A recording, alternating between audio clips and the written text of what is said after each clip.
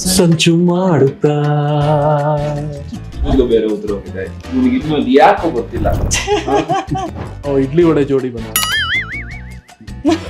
ಇಡ್ಲಿ ಒಂದು ವಡೆ ಪ್ರಾಬ್ಲಿ ಇವನ ಹೆಂಡತಿಗೆ ಇವನ್ ಸಂಬಳ ಏನು ಅಂತಾನೆ ಗೊತ್ತಿಲ್ಲ. ಆ ರೀತಿ. ಸರ್ ನಗ್ತಿದ್ದಾರೆ. ನಾವು ಒಳ್ಳೆ ಮಕ್ಕಳು. ಯಾಕೆ ಸರ್ ಇಂಥ ಸ್ಟೇಟ್ಮೆಂಟ್? ನಮ್ಮಪ್ಪ ಓದ್ತಾ ಇದ್ರು ನಾನು ನಡ್ಕೊಂಡು ಕೇಳಿಸ್ಕೊಂಡೆ. ನಾನು ಸೆಕೆಂಡ್ PU ನಲ್ಲಿ ಫೇಲ್ ಆಗಿದ್ದೆ.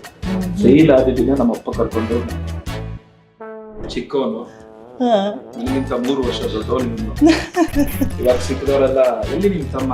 ಬ್ರದರ್ ಸಿಂಗರ್ಸ್ ಗಳಿಗಿರುವಂತ ಪಾಸಿಟಿವ್ 5 ಅಂಶಗಳು. ಮೇನ್ ಅಡ್ವಾಂಟೇಜ್ ಅಂದ್ರೆ ಮೊದಲನೇದು, ಓಕೆ, ಇವನ್ ತಲೆಯಲ್ಲಿ ಜನರು ಕೇಳುವಂತದ್ದು ಯಾವ್ದು ಸರ್? ಹೆಸರಿಗಿಲ್ಲದವರು ನಾವು ಹೆಸರೇ ಇಲ್ಲದವರು. ರಾಜು ಸರ್ ಅಂದ್ರೆ ನಮ್ಗೆ ಆ ಹಾಡು ಗೊತ್ತಿದ್ರು ಮಾಡ್ತಿದ್ದೀವಿ ತಪ್ಪನ್ ಕಂಡು ಕಂಡು ಕಂಡು ಕಂಡು. ಸಾಹಿತ್ಯ ಸಂಗೀತ ಅದು ಅತ್ಯಂತ ತೂಕ ಭರಿತ. Correct correct. ನಾವು ಈ ವಿಧ ನಾವು ನೀವಿಗೆ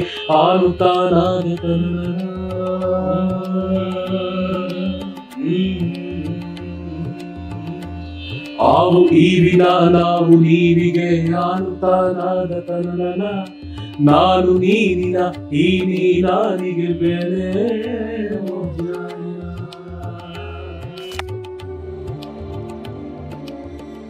ಎಲ್ರಿಗೂ ನಮಸ್ಕಾರ. ಬುಕ್ ಬ್ರಹ್ಮದ ಗಂಧದ ಬೀಡ ವಿಶೇಷ ಕಾರ್ಯಕ್ರಮಕ್ಕೆ ಮತ್ತೊಮ್ಮೆ ಸ್ವಾಗತ. ಇವತ್ತು ನನ್ನ ಜೊತೆಗೆ ಬಹಳ ಅಪರೂಪದ ಅತಿಥಿಗಳಿದ್ದಾರೆ. ಸೊ ಇವರನ್ನು ನನ್ನ ಪ್ರಕಾರ ಇಂಟ್ರೊಡ್ಯೂಸ್ ಮಾಡಿಕೊಡೋ ಅಗತ್ಯನೇ ಇಲ್ಲ. ಅದರಲ್ಲೂ ಬುಕ್ ಬ್ರಹ್ಮದ ವೀಕ್ಷಕರಿಗಂತೂ ಖಂಡಿತವಾಗಿ ಇವರ ಪರಿಚಯ ಇರುತ್ತೆ. ಸಾಕಷ್ಟು ವಿಡಿಯೋಗಳನ್ನು ನಾವು ಇವ್ರ ಬಗ್ಗೆ ಹಾಕಿದ್ದೀವಿ. ಸೊ ಇವರು ಒಂಥರ ಒಂದೇ ಬಳ್ಳಿಯ 2 ಹೂಗಳ ಥರ. ಅದರ ಜೊತೆಗೆ ಇವರು ಒಂದೇ ರಾಗ, ಅದರ ಸ್ವರ ಮಾತ್ರ ಬೇರೆ ಬೇರೆ ಅಂತಲೇ ಹೇಳ್ಬೋದು. So it's none other than Praveen ಮತ್ತು ಪ್ರದೀಪ್ ಅವರಿದ್ದಾರೆ. ಸರ್ ನಮಸ್ಕಾರ. ನಮಸ್ಕಾರ. ಕಾರ್ಯಕ್ರಮಕ್ಕೆ ಸ್ವಾಗತ ಸರ್. Thank you madam. ಹೇಗಿದ್ದೀರಾ? ಸೂಪರ್ ಆಗಿದೆ. ಯಾರು ಕೇಳಿಲ್ಲ ಸರ್ ಟ್ವಿನ್ಸಾ ನೀವು ಅಂತ? ನಾನು ಚಿಕ್ಕವನು, ಹಾಂ, ನನಗಿಂತ 3 ವರ್ಷ ದೊಡ್ಡವನು ಇವನು.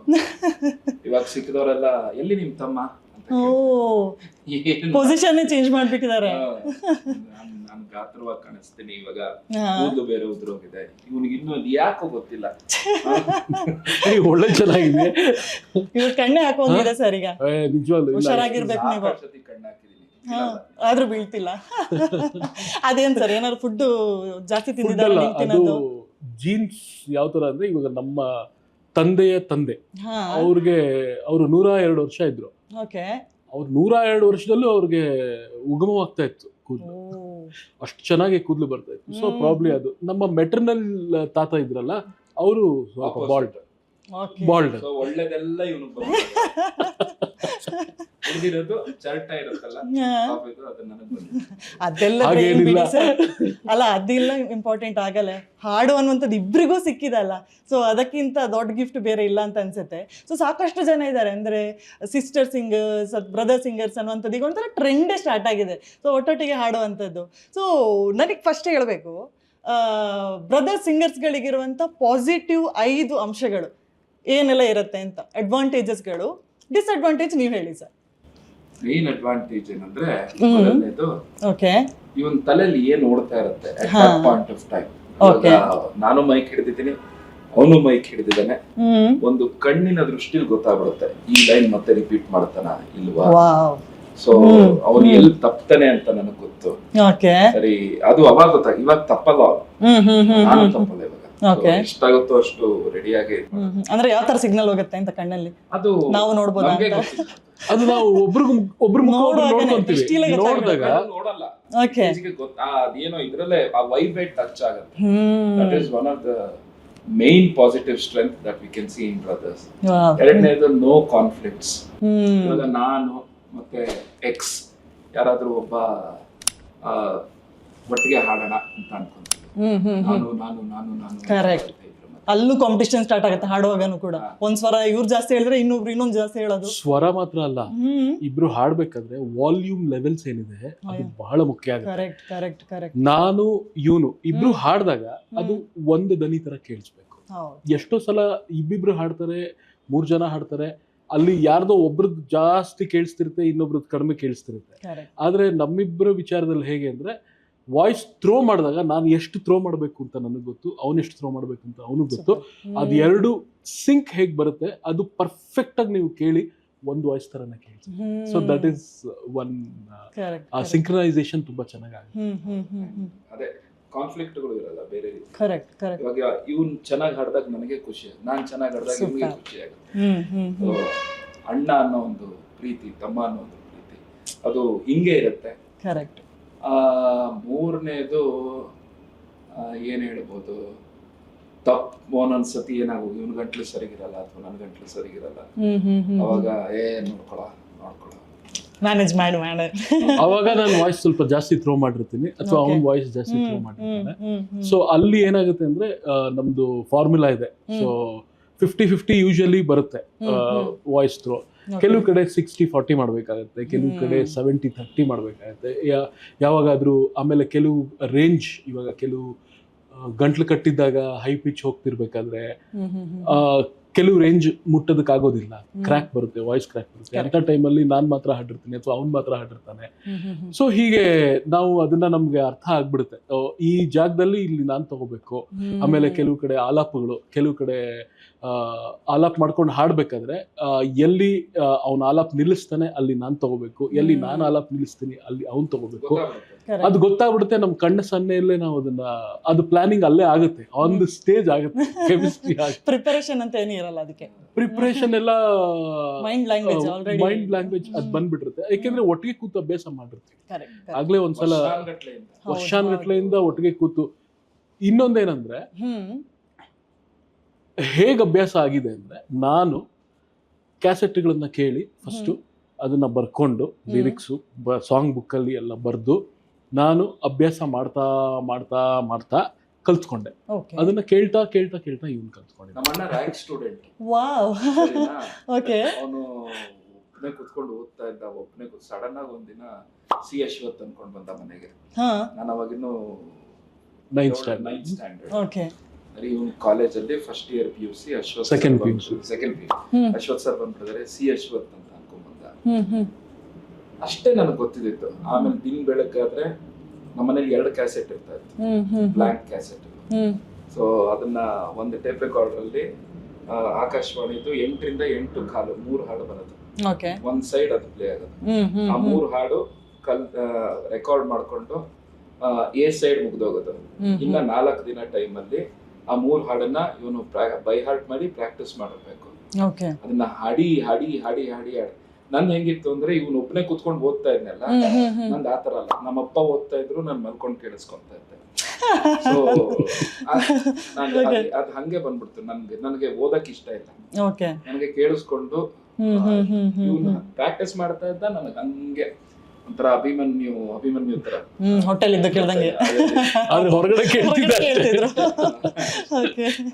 ಮನೇಲಿ ಏನೋ ಮಾಡ್ತಿರ್ತಿದ್ದ, ಹಾಡ್ತಿದ್ದ. ಸೊ ಒಂದಿನ ವೇದಿಕೆಯಲ್ಲಿ ಜೊತೆಗೆ ಹಾಡೋದಕ್ಕೆ ಅಂತ ಕರ್ಕೊಂಡು ಹೋದ್ವಿ. ಅದು ಅದೃಷ್ಟವಶಾತ್ ಯಾರೋ ಒಬ್ಬ, ಇವರು 3 ಜನ ಹಾಡ್ಬೇಕಾಗಿತ್ತು. ಒಬ್ಬ ವ್ಯಕ್ತಿಗೆ ಸಮಯಕ್ಕೆ ಸರಿಯಾಗಿ ಬರಕ್ಕಾಗ್ಲಿಲ್ಲ. ಸೊ ನಾನ್ ಬರಕ್ ಆಗಲ್ಲ ಇವತ್ತು, ಏನಾರು ಮಾಡ್ಕೊಡಿ, ಒಂದು 2 ಹಾಡು, ಅದು ಪ್ಯಾಟರ್ನ್ ಅಂತಿರುತ್ತಲ್ಲ. ಸೊ ಯಾರು ಹಾಡ್ತಾರೆ, ಸರಿ ದೀಪಿ ಅಂತ ನನ್ನ ನಿಕ್ ನೇಮ್, ಮನೆಯಲ್ಲ ದೀಪಿನ್ ಕರ್ಕೊಂಡು ಹೋಗೋಣ. ನನ್ಗೆ ಧೈರ್ಯ ಇತ್ತು, ಅದೇನು ಯಾವಾಗ್ಲೂ ಭಯ ಇರ್ಲಿಲ್ಲ. ಅದಕ್ಕೇನಂತ ಹಾಡೋಣ, ಸರಿ ಅಲ್ಲಿಂದ ಶುರುವಾಗಿತ್ತು. ಸೊ ರೀಪ್ಲೇಸ್ಮೆಂಟ್ ತರ ಹಾಡಕ್ ಶುರು ಮಾಡಿರೋದು. ಯಾವ ಹಾಡು ಸರ್ ಅದು? ದಾರಿ ತೋರೆ ನಗೆ ಗುರುವೆ. ಒಂದು ಲೈನ್ ಬರ್ಲಿ ಹಾಗಾದ್ರೆ. ಕುವೆಂಪು ಅವರ ಹಾಡು, ಸುಬ್ಬಣ್ಣ ಅವರ ಹಾಡು, ಅಶ್ವಥ್ ಸಂಯೋಜನೆ. ಕವಲೊಡೆದ ಹಾದಿಗಳು ಕವಿದಿಹುದು ಕತ್ತಲೆಯು, ಕಿವಿಗೊಟ್ಟು ಕೇಳಿದರೆ ಕರೆವಾದನಿಗಿಲ್ಲ, ಕಣ್ಣಿಟ್ಟು ನೋಡಿದರೆ ಹೊಳೆವ ಸೊಡರಿಲ್ಲ, ಕಣ್ಣಿಟ್ಟು ನೋಡಿದರೆ ಹೊಳೆವ ಸೊಡರಿಲ್ಲ. ದಾರಿ ತೋರೆ ನಗೆ ಗುರುವೇ, ದಾರಿ ತೋರೆ ನಗೆ, ದಾರಿ ತೋರೆ ನಗೆ ಗುರುವೇ. ಗುರು ದಾರಿ ತೋರ್ಬಿಟ್ಟ. ವಾವ್. ನಮ್ಮ ಅಣ್ಣನೇ ನನ್ನ ಗುರು ಆಕ್ಚುಲಿ. ಅಲ್ವಾ? ಹಾಗೆ ನೋಡಿದ್ರೆ ಫಸ್ಟ್ ಸ್ಟೇಜ್ ಕೊಟ್ಟವ್ರೆ ದೊಡ್ಡ ವ್ಯಕ್ತಿ ಅಂತಾನೆ ಹೇಳ್ತೇವೆ ಪ್ರತಿ ಸಲ, ಯಾಕಂದ್ರೆ ಕಣ್ ಗೊತ್ತು ಅವರನ್ನ ನಾವು ಸ್ಮರಿಸ್ಬೇಕಾಗತ್ತೆ. ಕೆರಿಯರ್ ಕೊಟ್ಬಿಟ್ರು. ಆದ್ರೆ ನಾವಿಬ್ರು ನಾನು 6ನೇ ಕ್ಲಾಸು ಅವ್ನು 3ನೇ ಕ್ಲಾಸು ಶುರು ಮಾಡಿದಾಗ ನಾವಿಬ್ರು ಒಟ್ಟಿಗೆ ಒಬ್ಬ ಗುರುಗಳ ಹತ್ರ ಶುರು ಮಾಡಿದ್ವಿ. ಶಾಸ್ತ್ರೀಯವಾಗಿ ಒಟ್ಟಿಗೆ ನಾವು ಹಾಡ್ತಾ ಇದ್ವಿ, ಒಟ್ಟಿಗೆ ಕಲ್ತಿರೋದು ಕೂಡ. ನಮ್ಗೆ ಸಾಪಾಸ ಹೇಳ್ಕೊಟ್ಟಿದ್ದು ಒಬ್ಬ ಗುರುಳು ಶ್ರೀಮತಿ ಸವಿತಾ ನರ್ಸಿಂಗ್ ರಾವ್ ಅಂತ. ನಾವು ನಮ್ಮ ತಂದೆ IIM ಕ್ಯಾಂಪಸ್ ಅಲ್ಲಿ ಕೆಲಸ ಮಾಡ್ತಾ ಇದ್ರು. IIMB ನಲ್ಲಿ ಯೂಸ್ ಟು ವರ್ಕ್. ಅಲ್ಲೇ ಕ್ವಾರ್ಟರ್ಸ್ ಅಲ್ಲಿ ಇದ್ವಿ ನಾವು. ಅಲ್ಲೇ ಅವರೊಬ್ರು ಪ್ರೊಫೆಸರ್ ವೈಫ್ ಅವರು ಮನೆಯಲ್ಲಿ ಸಂಗೀತ ಪಾಠ ಮಾಡ್ತಾ ಇದ್ರು. ಅವ್ರ ಹತ್ರ ಸೇರಿಸಿದ್ರು ಅಪ್ಪ ಕರ್ಕೊಂಡು ಹೋಗಿ. ಸಂಗೀತ ಪಾಠ ಅಂದ್ರೆ ತಂಬೂರಿ ಹಿಡ್ಕೊಂಡು. ಅವರು DK ಪಟ್ಟಮಾಳ್ ಅವರ ಶಿಷ್ಯ. So she is A classical singer, Carnatic classical singer. ಅವ್ರು ನಮ್ಗೆ ಅಭ್ಯಾಸ ಮಾಡಿಸಿದ್ರು. ಆಕ್ಚುಯಲ್ ಗುರು ಪರಂಪರೆಯಿಂದನೇ ಬಂದಿರೋದು. ಆದ ಇಬ್ರು ಗುರುಗಳು, ಇನ್ಫ್ಯಾಕ್ಟ್ ತುಂಬಾ ಜನ ಗುರುಗಳು, ಅದರಲ್ಲಿ ಶಾಸ್ತ್ರೀಯವಾಗಿ ಕಲ್ತಿದ್ದು ಇಬ್ರು ಗುರುಗಳಿಂದ. ಒಬ್ರು ಸವಿತಾ ನರ್ಸಿಂಗ್ ರಾವ್. ಅದಾದ ನಂತರ ನಾವು IIMB ಬಿಟ್ಟು ನಮ್ಮ ತಂದೆ ಆಮೇಲಿಂದ IT ಕಾರ್ಪೊರೇಟ್ ಬಂದ್ರು. ಅವಾಗ IIM ಕ್ವಾರ್ಟರ್ಸ್ ಇಂದ ನಾವು ಹೊರಗಡೆ ಬಂದ ಮೇಲೆ ಗುಡಿಬಂಡೆ ಬ್ರದರ್ಸ್ ಅಂತ, ಅದರಲ್ಲಿ ಕುಮಾರಸ್ವಾಮಿ, ಡಾಕ್ಟರ್ ಗುಡಿಬಂಡೆ ಕುಮಾರಸ್ವಾಮಿ ಅಂತ ಅವರು ಪಾಠ ಮಾಡ್ತಾ ಇದ್ರು. ಅವ್ರ ಜೊತೆಯಲ್ಲಿ ಅವ್ರ ಹತ್ರ ನಾವು ಕಲ್ತ್ಕೊಂಡ್ವಿ. ಆಮೇಲಿಂದ ನಾವು ತುಂಬಾ ಖುಷಿ, ಯಾಕಂದ್ರೆ ನಾವು ಬ್ರದರ್ಸು, ನೀವು ಬ್ರದರ್ಸು, ಮಾಡ್ಬೇಕಪ್ಪ, ಸಾಧನೆ ಮಾಡ್ಬೇಕು, ಚೆನ್ನಾಗಿ ಸಾಧನೆ ಮಾಡ್ಬೇಕು ಅಂತ ಅವರು ನಮ್ಗೆ ವಿಶೇಷವಾಗಿ ಪಾಠ ಮಾಡ್ತಾ ಇದ್ರು. ಹೇಗೆ ಅಂದ್ರೆ ನಮ್ಗೆ ಒಟ್ಟಿಗೆ ಕುಡಿಸ್ಕೊಂಡು ಪಾಠ ಮಾಡ್ತಿದ್ರು. ಇವಾಗ ನೀನ್ ಹಾಡು, ಇವಾಗ ನೀನ್ ಇಂಪ್ರೂವೈಸ್ ಮಾಡು, ಇವಾಗ ನೀನ್ ಇಂಪ್ರೂವೈಸ್ ಮಾಡು, ಇವಾಗ ಇಬ್ರು ಸೇರಿ ಒಟ್ಟಿಗೆ ಆ ಸಂಗತಿಗಳನ್ನ ಹಾಡಿ. ಈಗ ಕಲಿಕೆ ವಿಷಯದಲ್ಲಿ ನೀವು ಹೇಳಿದ್ರಿ ಸರ್, ನಾನು ಎಜುಕೇಶನ್ ಅಲ್ಲಿ ಸ್ವಲ್ಪ ಹಿಂದಿದ್ದೆ ಅಂತ. ಬಟ್ ಸಂಗೀತಕ್ಕೆ ವಿಷಯಕ್ಕೆ ಬಂದಾಗ ಯಾರು ಫಸ್ಟ್ ಕಲಿತಿದ್ರು?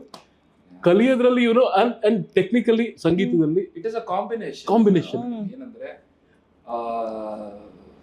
ನನಗೆ ಇವನು ಸಂಪಾದನೆಯಲ್ಲಿ ಇವನು ಫಸ್ಟ್ ಕೆಲ್ಸಕ್ಕೆ ಸೇರ್ಕೊಂತಾನಲ್ವಾ ಅಣ್ಣ, ಇವನ್ ಸಂಪಾದನೆಯಲ್ಲಿ ನಂಗೊಂದು ಕೀಬೋರ್ಡ್ ಕೊಡಿಸ್ತಾನೆ. ನಾನು ನಾಗಭೂಷಣ್ ಉಡುಪ ಅಂತ ತುಂಬಾ ಪ್ರಚಲಿತ ವ್ಯಕ್ತಿ ಅವರು. ಅವ್ರ ಹತ್ರ ಕೀಬೋರ್ಡ್ ಪಾಠಕ್ಕೆ ಸೇರ್ಕೊಂಡೆ. ಅವರು ನನಗೆ ಟೆಕ್ನಿಕಲಿ ತುಂಬಾ ಚೆನ್ನಾಗಿ ಅರ್ಥ ಮಾಡಿಸ್ಬಿಟ್ರು ಸಂಗೀತ. ಆದ್ರಿಂದ ಕಣ್ಣು ಮುಚ್ಕೊಂಡು ಪಾ ಜ್ಞಾಪಿಸ್ಕೊಂಡ್ರೆ ಏನ್ ಬರುತ್ತೆ ತಲೆಗೆ. ಇಟ್ ಇಸ್ ಲೈಕ್ ಕಣ್ಣು ಮುಚ್ಕೊಂಡು ಆಪಲ್ ಅಂದ್ರೆ ಆಪಲ್ ಬರ್ಬೇಕು, ಒಂದು ಸ್ವರ ಎಲ್ಲಿ ಸಿಗುತ್ತೆ, ನನಗೆ ಆ ಪಾ ಕೀ ಬರುತ್ತೆ. ಸೊ ಆಮೇಲೆ ನಾನು ಎಷ್ಟೋ ಸಲ ಇವಾಗ ಹೇಗಾಗಿದೆ ಅಂದ್ರೆ, ಇವನ್ಗೆ ಶ್ರುತಿ ಬಾಕ್ಸ್ ಇಲ್ಲ ಅಂದ್ರೆ, ತಂಬೂರಿ ಇಲ್ಲ ಅಂದ್ರೆ, ಶ್ರುತಿ ಕೊಡು ಅಂದ್ರೆ ಅವ್ನು ಕರೆಕ್ಟಾಗಿ ಸಿ ಕೊಟ್ಟಿರ್ತಾನೆ. ಸಿ ಮನಸ್ಸಲ್ಲೇ ಬಂದ್ಬಿಟ್ಟಿದೆ. ಅಂದ್ರೆ ಸ್ವರಸ್ಥಾನ ಆ ತರ ಕುಡಿಸ್ಕೊಂಡು ಅಭ್ಯಾಸ ಮಾಡ್ಕೊಂಡಿದ್ದಾನೆ. So it is a combination. ಒಂದು ಈ ರೀತಿ ಟೆಕ್ನಿಕಲ್, ಇವನು ಭಾವಿಕಲ್ ಅನ್ಬೋದು. ಭಾವಿಕಲ್ಲ? ಯಾವ ಭಾವಿಕಲ್ಲು?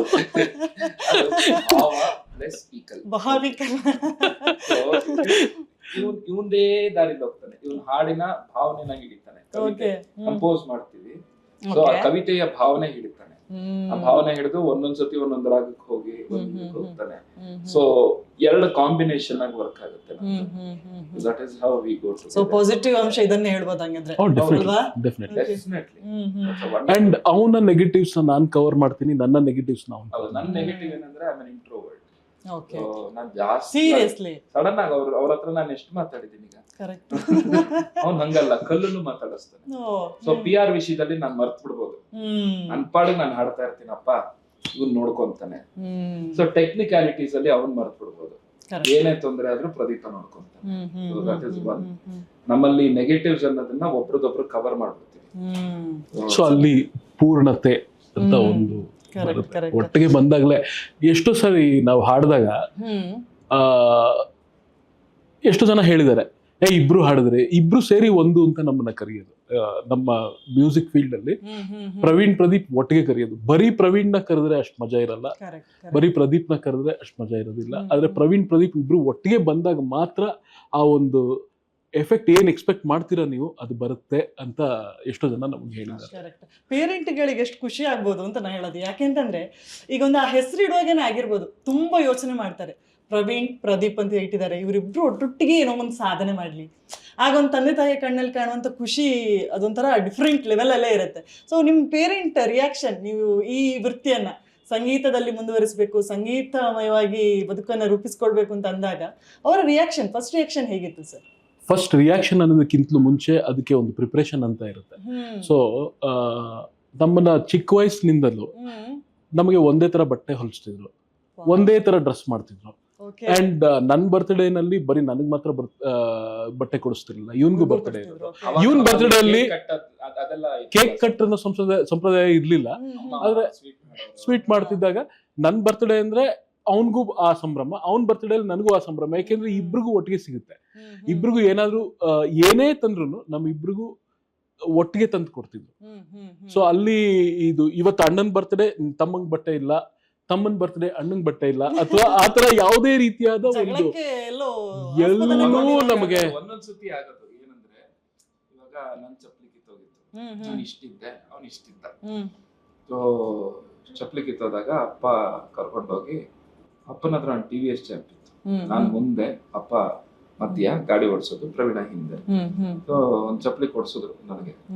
ಇವನು ಕೇಳ್ದ ಅಂಗಡಿ, ಪಾಪ ನನ್ ಚಪ್ಪಲಿ ಬೇಕು, ಕೊಡಿಸ್ಲಿಲ್ಲ.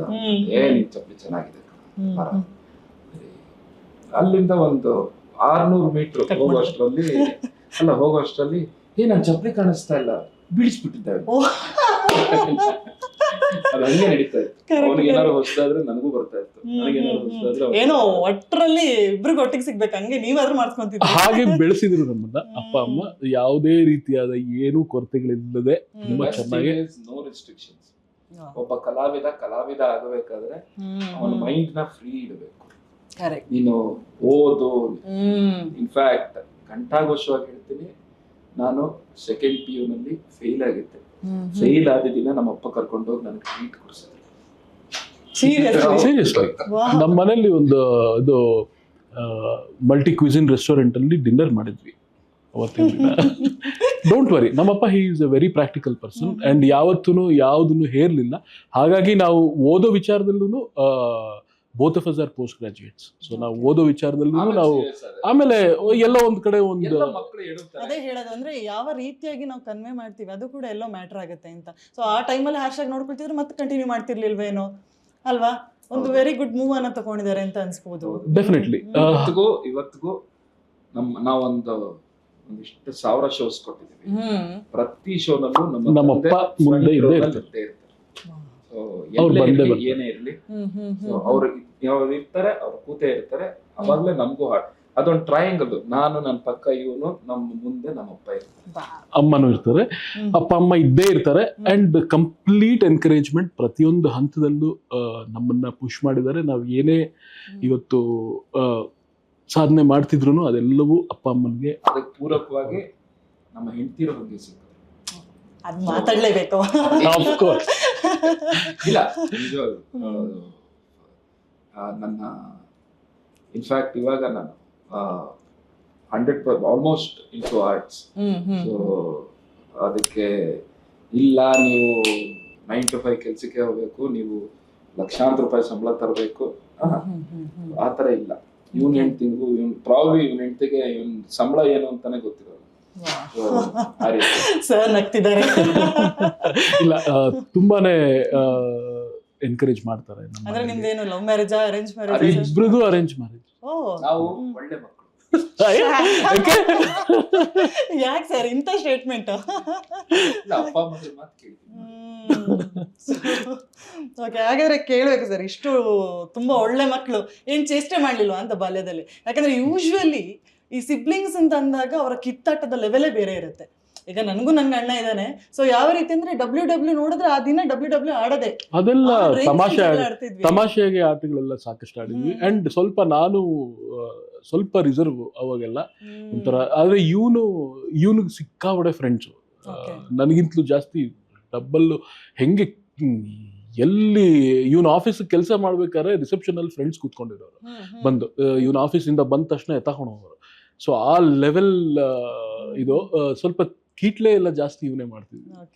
ತಮ್ಮ ಅದೊಂದು ಇದಿದೆ. ಸೊ ನಾನು ಅಷ್ಟೇನು ಕೀಟ್ಲೆ ಮಾಡ್ತೀನಿ. ಸ್ವಲ್ಪ ಒಂಥರ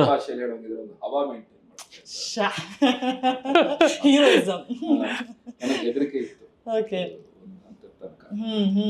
ಬರ್ತಾ ಬರ್ತಾ ಹೆಂಗಾಯ್ತು, ಇಬ್ರು we became like close friends. ನನ್ನ ಫಸ್ಟ್ ಫ್ರೆಂಡ್ ಯಾರು? ಅಡೋಲಸೆನ್ಸ್ ಅಲ್ಲಿ ಇನ್ಫ್ಯಾಕ್ಟ್ ಆ ಟೀನೇಜ್ ಅಲ್ಲಿ ಒಂದ್ ಸ್ವಲ್ಪ ಇದಿರುತ್ತೆ, ಆ ಒಂದು ಅಹಂಕಾರ ಎಲ್ಲ ಇರುತ್ತೆ. ಅಣ್ಣ ಅದೊಂದಿಗೆ ಇವನ್ನ ಸೇರಿಸ್ಕೋಬಾರ್ದು, ಅಥವಾ ತಮ್ಮನ್ಗೂ ಅಷ್ಟೇ ಇವನೇನೋ ಅನ್ನೋದು. ನನ್ ಟೀಮ್ ಇತ್ತು, ಅವ್ನ್ ಟೀಮ್ ಇತ್ತು, ಅದಿತ್ತು. ಆಮೇಲಿಂದ ನಾವು ಬೆಳಿತಾ ಬೆಳಿತಾ ಬೆಳಿತಾ we became more than friends.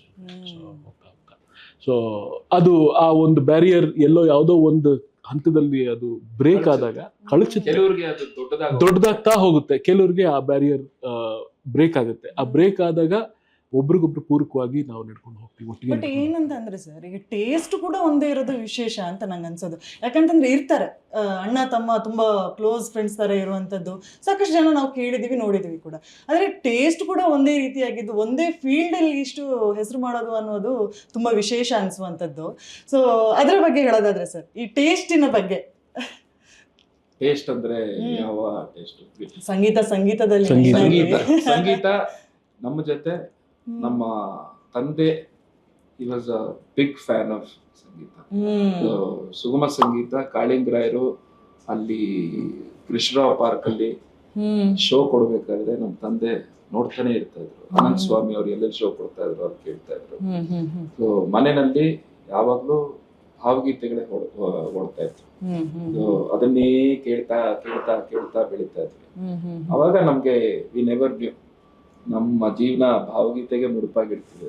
ಆದ್ರೆ ನಮ್ಮ ಅಭಿರುಚಿ ಅನ್ನೋದು ಏನಿದೆ, ಹಳೆ ಚಿತ್ರಗೀತೆಗಳು ಮತ್ತೆ ಭಾವಗೀತೆ ಅಷ್ಟೇ ಇರ್ತಾ ಇತ್ತು. ಭಾವಗೀತೆ ಒಂದು ಹೆಚ್ಚು ಮೇಲೆ ಅಂತಾನೆ ಹೇಳೋದು. ಇವಾಗ ನಾವು ಕಾರಲ್ಲಿ ಎಲ್ಲಾದ್ರೂ ಹೋಗ್ಬೇಕಾದ್ರೆ ಬರೀ ಅನಂತ ಸ್ವಾಮಿ ಹಾಡು, ಅಶ್ವಥ್ ಹಾಡು, ಹಾಡು, ಎಚ್ ಕೆ ನಾರಾಯಣ ಹಾಡು, ಪದ್ಮಚರಣ್ ಈ ಹಾಡುಗಳೇ ಓಡ್ತಾ ಇತ್ತು. ಸೊ ಅದು ನ್ಯಾಚುರಲಿ ಇಂಬೈಬ್ ಆಗೋಯ್ತು. ಅದು ಮನೆಯ ವಾತಾವರಣದಲ್ಲಿ ಆ ಥರ ಬಂತು. ಮನೇಲಿ ಏನ್ ಆಂಬಿಯನ್ಸ್, ಅದರ ಜೊತೆಗೆ ದಾಸರ ಪದಗಳು, ವಚನಗಳು ಇದೆ. ನಮ್ಮ ಪ್ಯಾರಲಲ್ ಮ್ಯೂಸಿಕ್ ಏನಿದೆ, ಸೊ ನಮ್ಮ ಸಾಹಿತ್ಯ, ಕಾವ್ಯ, ಸಂಗೀತ, ಸೊ ಇದೇ ಜಾಸ್ತಿ ನಮ್ಮ ಅದೇ ವಾತಾವರಣದಲ್ಲಿ ನಾವು ಬೆಳೆದ್ವಿ ಕೂಡ. ಅಂಡ್ ನಾವು ನಮ್ಮ ಮನೆ ಇರೋ ಜಾಗದಲ್ಲೂ ಕೂಡ ಭಜನಾ ಮಂಡಳಿಗಳು ಮತ್ತೆ ಈ ಭಕ್ತಿಗೀತೆಗಳು, ಈ ಒಂದು ಎನ್ವಿರಾನ್ಮೆಂಟೇ ಇದೆ. ಸೊ ಹಾಗಾಗಿ ಹುಟ್ಟಿದಾಗ ಒಂದು ಬ್ಲಾಂಕ್ ಸೀಟ್ ತರ ಅದರಲ್ಲಿ ಏನ್ ರೈಟ್ ಮಾಡ್ತಾರೋ ಅದೇ exactly well shed actually. Okay sir, so conversation ತುಂಬಾ ಸೀರಿಯಸ್ ಆಗಿ ಹೋಗೋ ಮುಂಚೆ ಒಂದು ಸಣ್ಣ ಟರ್ನ್ ತಗೊಳ್ಳೋಣ ಅಂತ ಹೇಳಿ ಒಂದು ಸೆಗ್ಮೆಂಟ್ ಇದೆ ಸರ್. ಒಂದಷ್ಟು ಇಮೇಜ್ಗಳನ್ನ ತೋರಿಸ್ತೀನಿ. ಅದು ನೇಚರ್ ಬಗ್ಗೆ ಆಗಿರ್ಬೋದು ಅಥವಾ ಪ್ರಾಣಿ ಬಗ್ಗೆ ಆಗಿರ್ಬೋದು, ಯಾವುದೋ ಒಂದು ರ್ಯಾಂಡಮ್ ಪಿಕ್ಚರ್ ತೋರಿಸ್ತೀನಿ. ಆ ಪಿಕ್ಚರ್ ನೋಡಿ ಯಾವ ಹಾಡು ನೆನಪಾಗುತ್ತೆ ಅದನ್ನ ಹಾಡು ತೋರಿಸ್ಬೇಕು. ಓಕೆ, ಸೊ ಫಸ್ಟ್ ಇಮೇಜ್, ಮಳೆ ಬರ್ತಿದೆ, ಹಂಚಿನ ಮನೆ ಸೋರ್ತಿದೆ. ನೀವೇ ಹೇಳ್ಬಿಡ್ತೀವಿ. 1 2 3 1 ಸೋರುತಿಹುದು ಮನೆಯ ಮಾಳಿಗೆ, ಸೋರುತಿಹುದು ಮನೆಯ ಮಾಳಿಗೆ, ಅಜ್ಞಾನದಿಂದ ಅಜ್ಞಾನದಿಂದ ಸೋರುತಿಹುದು ಮನೆಯ ಮಾಳಿಗೆ, ಮಾಳಿಗೆ ಮಾಳಿಗೆ ಸೋರುತಿಹುದು ಮನೆಯ ಮಾಳಿಗೆ, ಮಾಳಿಗೆ ಮಾಳಿಗೆ ಸೋರುತಿಹುದು ಮನೆಯ ಮಾಳಿಗೆ, ಸೋರುತಿಹುದು ಮನೆಯ ಮಾಳಿಗೆ, ದಾರುಗಟ್ಟಿ ಮಾಳ್ಪರಿಲ್ಲ, ಸೋರುತಿಹುದು ಮನೆಯ ಮಾಳಿಗೆ, ದಾರುಗಟ್ಟಿ ಮಾಳ್ಪರಿಲ್ಲ, ಕಾಳ ಕತ್ತಲೆಯೊಳಗೆ ನಾನು ಮೇಲಕ್ಕೇರಿ ಹೋಗಲಾರೆ, ಸೋರುತಿಹುದು ಮನೆಯ ಮಾಳಿಗೆ. ಕ್ಲಾಪ್ ಮಾಡ್ಲೇಬೇಕು ಸರ್. ಅಂದ್ರೆ ನಿಮ್ದು ಈಗ ಒಟ್ಟಿಗೆ ಹಾಡೋದು ಜಾಸ್ತಿ ನೀವು ಪ್ರೋಗ್ರಾಮ್ಸ್ಗಳಲ್ಲೆಲ್ಲ, ನಿಮ್ದು ಬೆಸ್ಟ್ ಫೇವ್ರೆಟ್ ಸಾಂಗ್ ಜನರು ಕೇಳುವಂಥದ್ದು ಯಾವ್ದು ಸರ್? ಹೆಸರೇ ಇಲ್ಲದವರು ನಾವು ಹೆಸರೇ ಇಲ್ಲದವರು. Okay, super super. ನೆಕ್ಸ್ಟ್ ಇನ್ನೊಂದು ಇಮೇಜ್, ಪೇಂಟಿಂಗ್ ಮಾಡ್ತಿದ್ದಾರೆ. ಕಲೆ, ಚಿತ್ರ, ವರ್ಣ, ಬಣ್ಣ ಯಾವ ರೀತಿಯಾಗಿಯೂ ತಗೊಳ್ಬಹುದು. ಏನು ಬಣ್ಣ ಬಣ್ಣ ಹಾಡೋ, ಏನು ಬಣ್ಣ ಬಣ್ಣ ನಡುವೆ ನವಿಲ ಗಣ್ಣ, ಏನು ಬಣ್ಣ ಬಣ್ಣ ನಡುವೆ ನವಿಲ ಗಣ್ಣ ರೇಷ್ಮೆ ಪಕ್ಕ ನಯ ಮುಟ್ಟಲಾರೆ ಭಯ ರೇಷ್ಮೆ ಪಕ್ಕ ನಯ ಮುಟ್ಟಲಾರೆ ಭಯ ಪಾತರಗಿತ್ತಿ ಪಕ್ಕ ನೋಡಿದೇನ ಅಕ್ಕ ಪಾತರಗಿತ್ತಿ ಪಕ್ಕ ನೋಡಿದೇನ ಅಕ್ಕ. ಸೊ ಬಣ್ಣ ಅಲ್ಲಿ ಚಿಟ್ಟೆಗೆ ಕರೆಕ್ಟ್ ಕರೆಕ್ಟ್ ರೌಟ್ ಆಯ್ತು. ನೈಸ್. Okay, well try. ಅದು ಅಯ್ಯೋ ಎಷ್ಟು ಸಾವಿರ ಹೇಳಿ ಸರಿ, ಸಿ ಕೊಡು. ಆಕ್ಚುಲಿ ಇದ್ರಲ್ಲಿ ಸೆಲೆಕ್ಷನ್ ಕಷ್ಟ, ಯಾವ ಹಾಡು ಹಾಡೋದು ಅಲ್ಲ, ನೋಡಿದ ತಕ್ಷಣ ನನಗೆ ಹೊಳೆದಿದ್ದ ಹಾಡು. ಓಕೆ. ಪ್ರೇಮ ಕಥೆಗಳಿಗೆ ಕೊನೆಯುಂಟೆ ರಾಧಾ ಮಾಧವರಿರೋ ತನಕ, ಪ್ರೇಮ ಪ್ರವಾಹಕ್ಕೆ ಯಾವ ತಡೆ ಜಾತಿ ಅಂತಸ್ತು ಧನ ಕನಕ, ಜಾತಿ ಅಂತಸ್ತು ಧನ ಕನಕ, ಪ್ರೇಮ ಕಥೆಗಳಿಗೆ ಕೊನೆಯುಂಟೆ ರಾಧಾ ಮಾಧವರಿರೋ ತನಕ. B R Lakshmanrao. Correct correct correct. So ಇನ್ನೊಂದು ಕೇಳಬೇಕು ಅನ್ಸ್ತಿ, ಹಾಡು ಕೇಳುವಾಗ ಒಂದೊಂದು ರಾಗಕ್ಕೂ ಒಂದೊಂದು ಭಾವ ಕೊಟ್ಟು ಹಾಡುವಂಥದ್ದು ತುಂಬ ಇಂಪಾರ್ಟೆಂಟ್ ಆಗುತ್ತೆ. ಸೊ ಕೆಲವರು ಏನಂತ ಹೇಳಿದರೆ, ಒಂದು ರಾಗ ಬಂದಾಗ ಏನೋ ಒಂದನ್ನು ನೆನಪಿಸಿಕೊಂಡು ಭಾವನೆಯನ್ನು ತಂದು ಹಾಡ್ತಾರೆ ಅಂತ ಹೇಳ್ತಾರೆ. ಸೊ ನೀವು ಸಾಮಾನ್ಯವಾಗಿ ಯಾವುದಾದ್ರೂ ಒಂದು ಹಾಡನ್ನು ಹಾಡಬೇಕಾದ್ರೆ ಏನನ್ನು ನೆನೆಸ್ಕೊಂಡು ಭಾವವನ್ನು ತಗೊಳ್ತೀರಾ ಅಂತ ಹೇಳಿ? ಆ ಪದಗಳಲ್ಲಿ ಏನ್ ಭಾವ ಇದೆ ಅದನ್ನೇ ಏನು ಯೋಚನೆ ಮಾಡಲ್ಲ. ಯಾಕೆಂದ್ರೆ ನಾವು ಬೇರೆ ತರ ಮಾಡೋದು ತಪ್ಪಾಗುತ್ತೆ ಟೆಕ್ನಿಕಲಿ ಕೂಡ. ರಾಗ ಸಂಯೋಜನೆ ಅನ್ನೋ ಪದ ಕಡಿಮೆ ಆಗಿ ಸ್ವರ ಸಂಯೋಜನೆ ಅನ್ನೋದು ಶುರುವಾಗಿದೆ. ಕರೆಕ್ಟ್. ಒಂದು ರಾಗಕ್ಕೆ ಸೀಮಿತವಾಗಿರೋದು. ಅದು ಎಲ್ಲ ಹೋಗುತ್ತೋ, ಆ ಕವಿತೆ ಎಲ್ಲ ಕರ್ಕೊಂಡು ಹೋಗುತ್ತೋ, ಅದಕ್ಕೆ ಪೂರಕವಾಗಿ ರಾಗ ಬದಲಾಗ್ತಾ ಹೋಗುತ್ತೆ. ಒಂದೊಂದು ಪದಕ್ಕೆ ಅದರದೇ ಆದ ಒಂದು ಮೆಜರ್ ಇರುತ್ತೆ. ಸೊ ಆ ಮೆಜರ್ ಸರಿಯಾಗಿ ಆ ಪದ ಹೇಳ್ಬೇಕಾದ್ರೆ ಆ ಮೆಸೇಜ್ ಅಲ್ಲಿಗೆ ಹೋಗ್ಬೇಕು. ಇದಕ್ಕೆ ನಮ್ಮ ಟ್ಯೂಟರ್ ಇದಕ್ಕೆ ನಮ್ಗೆ ಸಾಕಷ್ಟು ಇನ್ಫ್ಲೂಯೆನ್ಸ್ ಆಗಿರೋದು ಸಿ ಅಶ್ವಥ್ ಸರ್. ಅವರ ಎಲ್ಲಾ ಹಾಡುಗಳಲ್ಲೂ ನಿಮ್ಗೆ ಆ ಪದನ ಅವ್ರು ಹಾಗೆ ಉಚ್ಚರಿಸ್ತಾರೆ. ಒಂದು ಪದಗಳ ಡಿಸೆಕ್ಷನ್ ಅಂತಾರೆ. ಒಂದೊಂದು ಪದ ಹಾಗೆ ಆ ಅರ್ಥ ಬರ್ಬೇಕು. ದೂರ ಅಂದ್ರೆ ದೂರನೇ ಇರ್ಬೇಕು, ಹತ್ತಿರ ಅಂದ್ರೆ ಹತ್ತಿರವಿದ್ದು ದೂರ ನಿಲ್ಲುವೆವು ನಮ್ಮ ಅಹಮ್ಮಿನ ಕೋಟೆಯಲ್ಲಿ. ಇಲ್ಲಿ ಹತ್ತಿರವಿದ್ದು ದೂರ ನಿಲ್ಲುವೆ ನಮ್ಮ ಅಹಮ್ಮಿನ ಕೋಟೆಯಲ್ಲಿ. ಇನ್ನೊಂದು ಉದಾಹರಣೆ, ಅದು ನೆಕ್ಸ್ಟ್ ಲೈನು.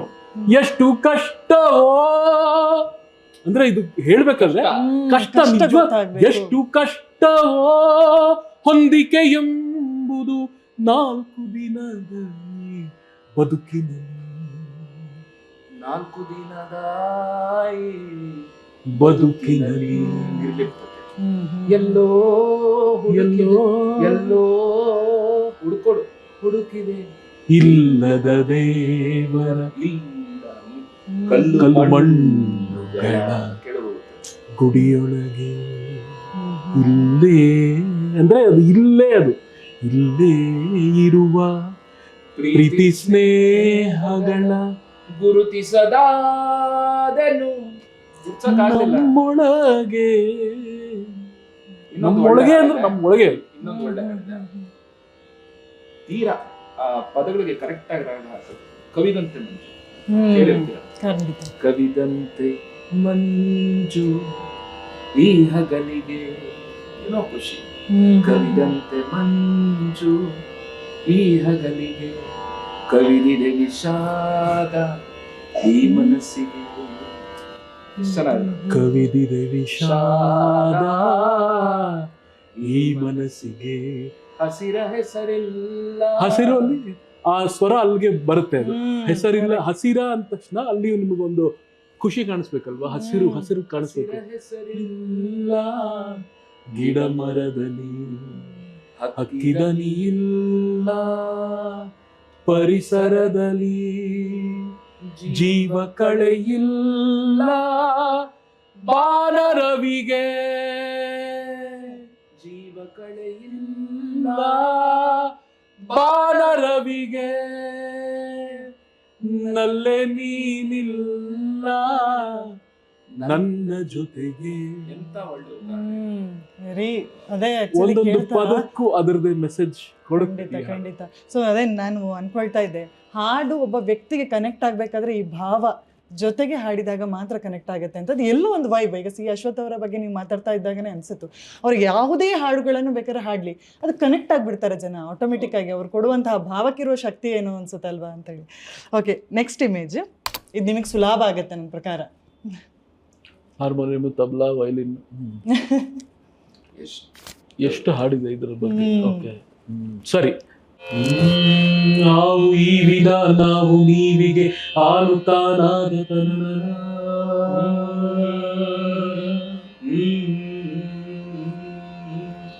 ಆವು ಈ ವಿಧ ನಾವು ನೀವಿಗೆ ಆನುತ್ತಾನಾದ ತನನ.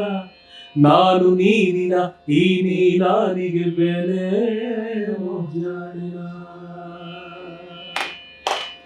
ಚಾರುತಂತ್ರಿಯ ಚರಣ ಚರಣದ ಘನಘನಿತ ಚತುರ್ರಸ್ವನ.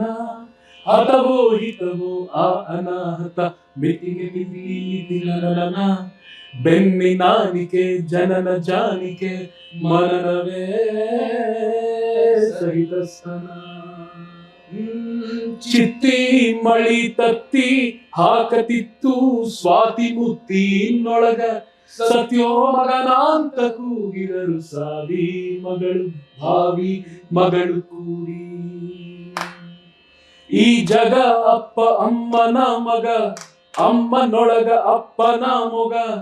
ಅಪ್ಪನ ಕತ್ತಿಗೆ ಅಮ್ಮನ ನೊಗ, ನಾ ಅವರ ಕಂದ ಶ್ರೀ ಗುರುದತ್ತ ಅಂದ.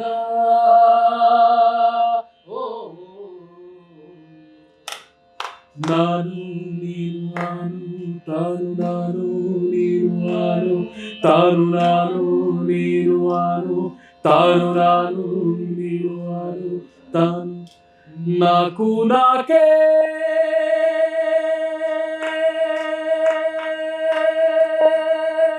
ತಂದೆ ನಾಕು ನಾಕೆ ತಂತಿ. ಎಲ್ಲದರಲ್ಲೂ ಸಂಗೀತ. ನಾನು ನೀನು ಆನು ತಾನು. ಸಂಗೀತವೇ ಜೀವನ. ಅದರಲ್ಲೇ ನಾನು ನನ್ನನ್ನು ನಾನು ಕಂಡ ಬಗ್ಗೆ, ನೀನು ಬೇರೆಯವರು ನನ್ನನ್ನು ಅರ್ಥೈಸಿಕೊಂಡ ಬಗ್ಗೆ, ಆನು ನನ್ನಲ್ಲಿ ನಾನುವಿನಲ್ಲಿ, ಆ ಹೋದರೆ ನಾ ಹೋದರೆ ಆನು, ತಾನು ಪರಬ್ರಹ್ಮ ಶಕ್ತಿ. ಬೇಂದ್ರೆಯವರ ಸಾಹಿತ್ಯ ಸಂಗೀತ ಅದು ಅತ್ಯಂತ ತೂಕಭರಿತವಾದ. ಈ ಸಾಹಿತ್ಯದ ಬಗ್ಗೆ ಮಾತಾಡ್ತಾ ನಾನು ಕೇಳಬೇಕು. ಬೇಂದ್ರೆಯವರ ಸಾಹಿತ್ಯ ಆಗಿರ್ಲಿ, ಸಾಕಷ್ಟು ಕವಿಗಳ ಸಾಹಿತ್ಯಕ್ಕೆ ಜೀವ ತುಂಬುವಂತ ಒಂದು ಪವಿತ್ರವಾದ ಕೆಲಸ ನೀವು ಮಾಡ್ತಾ ಇರೋದು. ಸೊ ತುಂಬ ಜವಾಬ್ದಾರಿಯುತ ನನ್ನ ಪ್ರಕಾರ ಇದೊಂದು ಕೆಲಸ. ಯಾಕೆಂತಂದ್ರೆ ಎಲ್ಲೋ ಒಂದು ಅಪಸ್ವರ ಆದರೂ ಕೂಡ ಆ ಕವಿಗಳ ಸಾಹಿತ್ಯಕ್ಕೆ ಒಂಥರ ಮರ್ಯಾದೆ ಕಮ್ಮಿ ಆದಾಗೆ. ಸೊ ಇದ್ರ ಬಗ್ಗೆ ಹೇಳಬೇಕು ಸರ್. ಈ ಸಾಹಿತ್ಯ ಆಗಿರ್ಬೋದು, ನೀವು ಇಬ್ಬರು IT ಬೇಸ್ಡಲ್ಲಿ ಇದ್ದವರು, ಇಂಗ್ಲೀಷ್ ಅನ್ನುವಂಥ ಒಂದು ಪರಿಸರದಲ್ಲಿ ಇದ್ದವರು. ಸೊ ಈ ಕನ್ನಡ ಸಾಹಿತ್ಯ, ಕನ್ನಡದ ಪದಗಳ ಬಗ್ಗೆ, ಸೊ ಇದ್ರ ಬಗ್ಗೆ ಮಾತನಾಡೋದಾದ್ರೆ ಸರ್ ಏನು ಹೇಳ್ಬೋದು? ನಿಮ್ಮಿಂದನೇ ಶುರು ಮಾಡೋಣ. ಕನ್ನಡ ನಮಗೆ ಒಲಿದು ಬಂತು. ಅಲ್ಲಿ ನಾವು ಹಾಡಕ್ ಶುರು ಮಾಡಿದಾಗ ಆಬ್ವಿಯಸ್ಲಿ ನಾವು ಚಿಕ್ಕವರೇ, ಚಿಕ್ಕ ಮಕ್ಕಳೇ. ನಮಗೆ ಹೇಳಿಕೊಟ್ಟವ್ರು ಬಹಳ ಜನ ಇದ್ರು. ಸಾಹಿತ್ಯ ಎಷ್ಟು ಶ್ರೇಷ್ಠ, ಯಾವ ರೀತಿ ಅದನ್ನ ಉಪಯೋಗಿಸ್ಬೇಕು. ಮೊದಲು ಹಾಡಬೇಕಾದ್ರೆ ಇವಾಗಿನ ಮಕ್ಕಳು ಯಾವ ರೀತಿ ಸಂಗೀತಕ್ಕೆ ಹೆಚ್ಚು ಪ್ರಾಮುಖ್ಯತೆ ಕೊಟ್ಟು ನಾವು ಅದೇ ರೀತಿ ಶುರು ಮಾಡಿದವರು. ಆದ್ರೆ ನಮ್ಗೆ ಅವಾಗಿನ ಕಾಲದಲ್ಲಿ ತುಂಬಾ ಬೈದೆಲ್ಲ ಹೇಳ್ಕೊಡ್ತಾ ಇದ್ರು. ಅವಾಗ ಪರಂಪರೆ ಹಂಗಿತ್ತು. ಒಳ್ಳೊಳ್ಳೆ ಗುರುಗಳು ಸಿಕ್ಕಿದ್ರು. ಪ್ರಸಾದ್ ಅವರು, NS ಪ್ರಸಾದ್ ಅವರು, ಮ್ಯಾಂಡೋಲಿನ್ ಪ್ರಸಾದ್, ಮತ್ತೆ ಅಶ್ವಥ್ ಸರ್, ರಾಜು ಸರ್, ಪ್ರತಿಯೊಬ್ರು ಒಂದು ಸಾಹಿತ್ಯದ ಶ್ರೇಷ್ಠತೆ ಏನು, ಅದನ್ನ ಹೇಗೆ ಕ್ಯಾರಿ, ಸುಗಮ ಸಂಗೀತ ಅನ್ನೋದು ಒಂದು ಆನೆ ಮೇಲಿನ ಅಂಬಾರಿ ತಗೊಂಡು, ಅಂಬಾರಿ ಅನ್ನೋದು ಸಾಹಿತ್ಯ ತಗೊಂಡು ಹೋಗುವಂತ ಒಂದು ಇದು. ಹಂಗೆ ಪ್ಯಾರಲಲ್ಲಿ ಕವಿಗಳ ಸಂಪರ್ಕ ಬೆಳೆಯಕ್ಕೆ ಶುರುವಾಯಿತು. ನಮ್ಮ ಅದೃಷ್ಟ, ಸಾಕಷ್ಟು ಕವಿಗಳ ಜೊತೆ ತುಂಬಾ ಹತ್ತಿರದಿಂದ ಒಡನಾಟ ನಮಗೆ ಸಿಕ್ಕಿದೆ. HSV ಅವರು, ಲಕ್ಷ್ಮಣರಾಯರು, ಆಮೇಲೆ ಚನ್ನವೀರ ಕಣವಿ ಅವರು, ದುಂಡಿರಾಜ್ ಅವರು, ಇನ್ನು ದೊಡ್ಡರಂಗೇಗೌಡರು. ನಮ್ಮ ಅದೃಷ್ಟ. ಸೊ ನಮ್ಗೆ ಇವರ ಒಂದು ಸರ್ಕಲ್ನಲ್ಲೇ ನಾವು ಬೆಳೀತಾ ಬಂದ್ವಿ. ನಮ್ಮ ಸುಗಮ ಸಂಗೀತದ ಕಾರ್ಯಕ್ರಮಗಳು ಅಂತ ಬಂದಾಗ ಸಖತ್ತವಾಗಿ ಒಂದು ಫೋನ್ ಮಾಡಿ ಹೇಳಿದ್ರೆ ಸರ್ ನಮ್ಮ ಕಾರ್ಯಕ್ರಮ ಇದೆ ದಯವಿಟ್ಟು ಬನ್ನಿ ನಮ್ಗೆ ಅಂತ ಒಂದು ತಕ್ಷಣ ಡೌಟ್ ಬಂದ್ರೆ ನಾವು ಫೋನ್ ಫೋನ್ ಮಾಡ್ತೀವಿ, ಕೇಳ್ತಾ ಇದ್ವಿ. HSV ಸರ್ ಫೋನ್ ಮಾಡ್ತೀವಿ, ಈ ಪದದ ಅರ್ಥ ಏನು, ನನ್ಗೆ ಈ ಪದದ ಅರ್ಥ ಗೊತ್ತಾಗ್ತಿಲ್ಲ. ಸುಲಲಿತವಾಗಿ ಹೇಳ್ಕೊಡ್ತಾ ಇದ್ದಾರೆ. Correct correct. ಸಂಯೋಜನೆ ಮಾಡ್ಬೇಕಾದ್ರೂ ಕೂಡ ನಮ್ಗೆ ಈ ಒಂದು ಕವಿತೆ ನಮ್ಗೆ ಅರ್ಥ ಆಗ್ತಿಲ್ಲ ಅಂದ್ರೆ ಅದು ಹೇಗೆ ಅಂತ ನಾವು ಅರ್ಥ ಮಾಡಿಸ್ಕೊಂಡು HSV ಅವ್ರ ಹತ್ರ ಕೇಳ್ತಾ ಇದ್ವಿ. ಆಮೇಲೆ ಇವ್ರ ಪ್ರಿನ್ಸಿಪಲ್ ಅವರು ಸಾಹಿತಿಗಳು KE ರಾಧಾಕೃಷ್ಣ ಅವರು ಕವಿಗಳು ಮತ್ತು ಸಾಹಿತಿಗಳು ಕೂಡ. ಹಾಗೆ ನಮ್ಗೆ ಆ ಒಂದು ವಲಯದಲ್ಲಿ ಸಾಕಷ್ಟು ಪ್ರೋತ್ಸಾಹ ಸಿಕ್ತು. ಆ ಸರ್ಕಲ್ ನಲ್ಲಿ ಇದ್ದೀವಿ ಅಂಡ್ ಅವ್ರ ಜೊತೆ ಒಂದು ಒಡನಾಟ ನಮ್ಗೆ ಬರೀತಿದ್ದೀರಾ ಸರ್? ಅದನ್ನು ಕೇಳ್ಬೇಕು. Okay, super. ಏನೇನೋ ಎಕ್ಸ್ಪೆರಿಮೆಂಟ್ಗಳೆಲ್ಲ ಮಾಡ್ಕೊಂಡು ಈಗ ಥಿಯೇಟರ್ ನಲ್ಲಿ ಮಾಡ್ಬೇಕಾದ್ರೆ ಹೊಸ ಹಾಡುಗಳು ಬರಿಬೇಕಾಗುತ್ತೆ, ಸಿನಿಮಾಗೆ ಹೊಸ ಹಾಡು ಬರಿತೀವಿ. ಸೊ ಭಾವಗೀತೆಗಳ ನಮ್ಗೆ ಒಂದೇನಂದ್ರೆ ನೀವೇನ್ ಮಾಡಿದ್ರು ಭಾವಗೀತೆ ತರ ಇದೆ ಅಂತ ಹೇಳ್ತಾರೆ. ಸೊ ಆ ಚೌಕಟ್ಟನ್ನ ಮೀರಿ ನಾವು ಬೇರೆ ಜಾನರ್ ಅಲ್ಲೂ ಕೂಡ ಸಾಕಷ್ಟು ವರ್ಕ್ ಮಾಡಿದೀವಿ. ನಾವು ಎಷ್ಟೋ ವೆಸ್ಟರ್ನ್ ಸಾಂಗ್ಸ್ ಮಾಡಿದೀವಿ, ಮತ್ತೆ ಫಿಲ್ಮ್ ಬೇಕಾಗಿರೋ ತರ ಫಿಲ್ಮ್ ಸಾಂಗ್ಸ್ ಕೂಡ ಮಾಡಿದೀವಿ. ಥಿಯೇಟರ್ಗೆ ಹೇಗ್ ಬೇಕು ಅದೇ ತರ ಕ್ಯೂರೇಟ್ ಮಾಡ್ತೀವಿ. ಸೊ ನಮ್ಮ ಸಂಗೀತ ಸಂಯೋಜನೆಯಲ್ಲೂ ಕೂಡ ಸಾಕಷ್ಟು ವೈವಿಧ್ಯತೆ ಕೂಡ ಕಾಣ್ ಬರ್ತಾ ಇದೆ.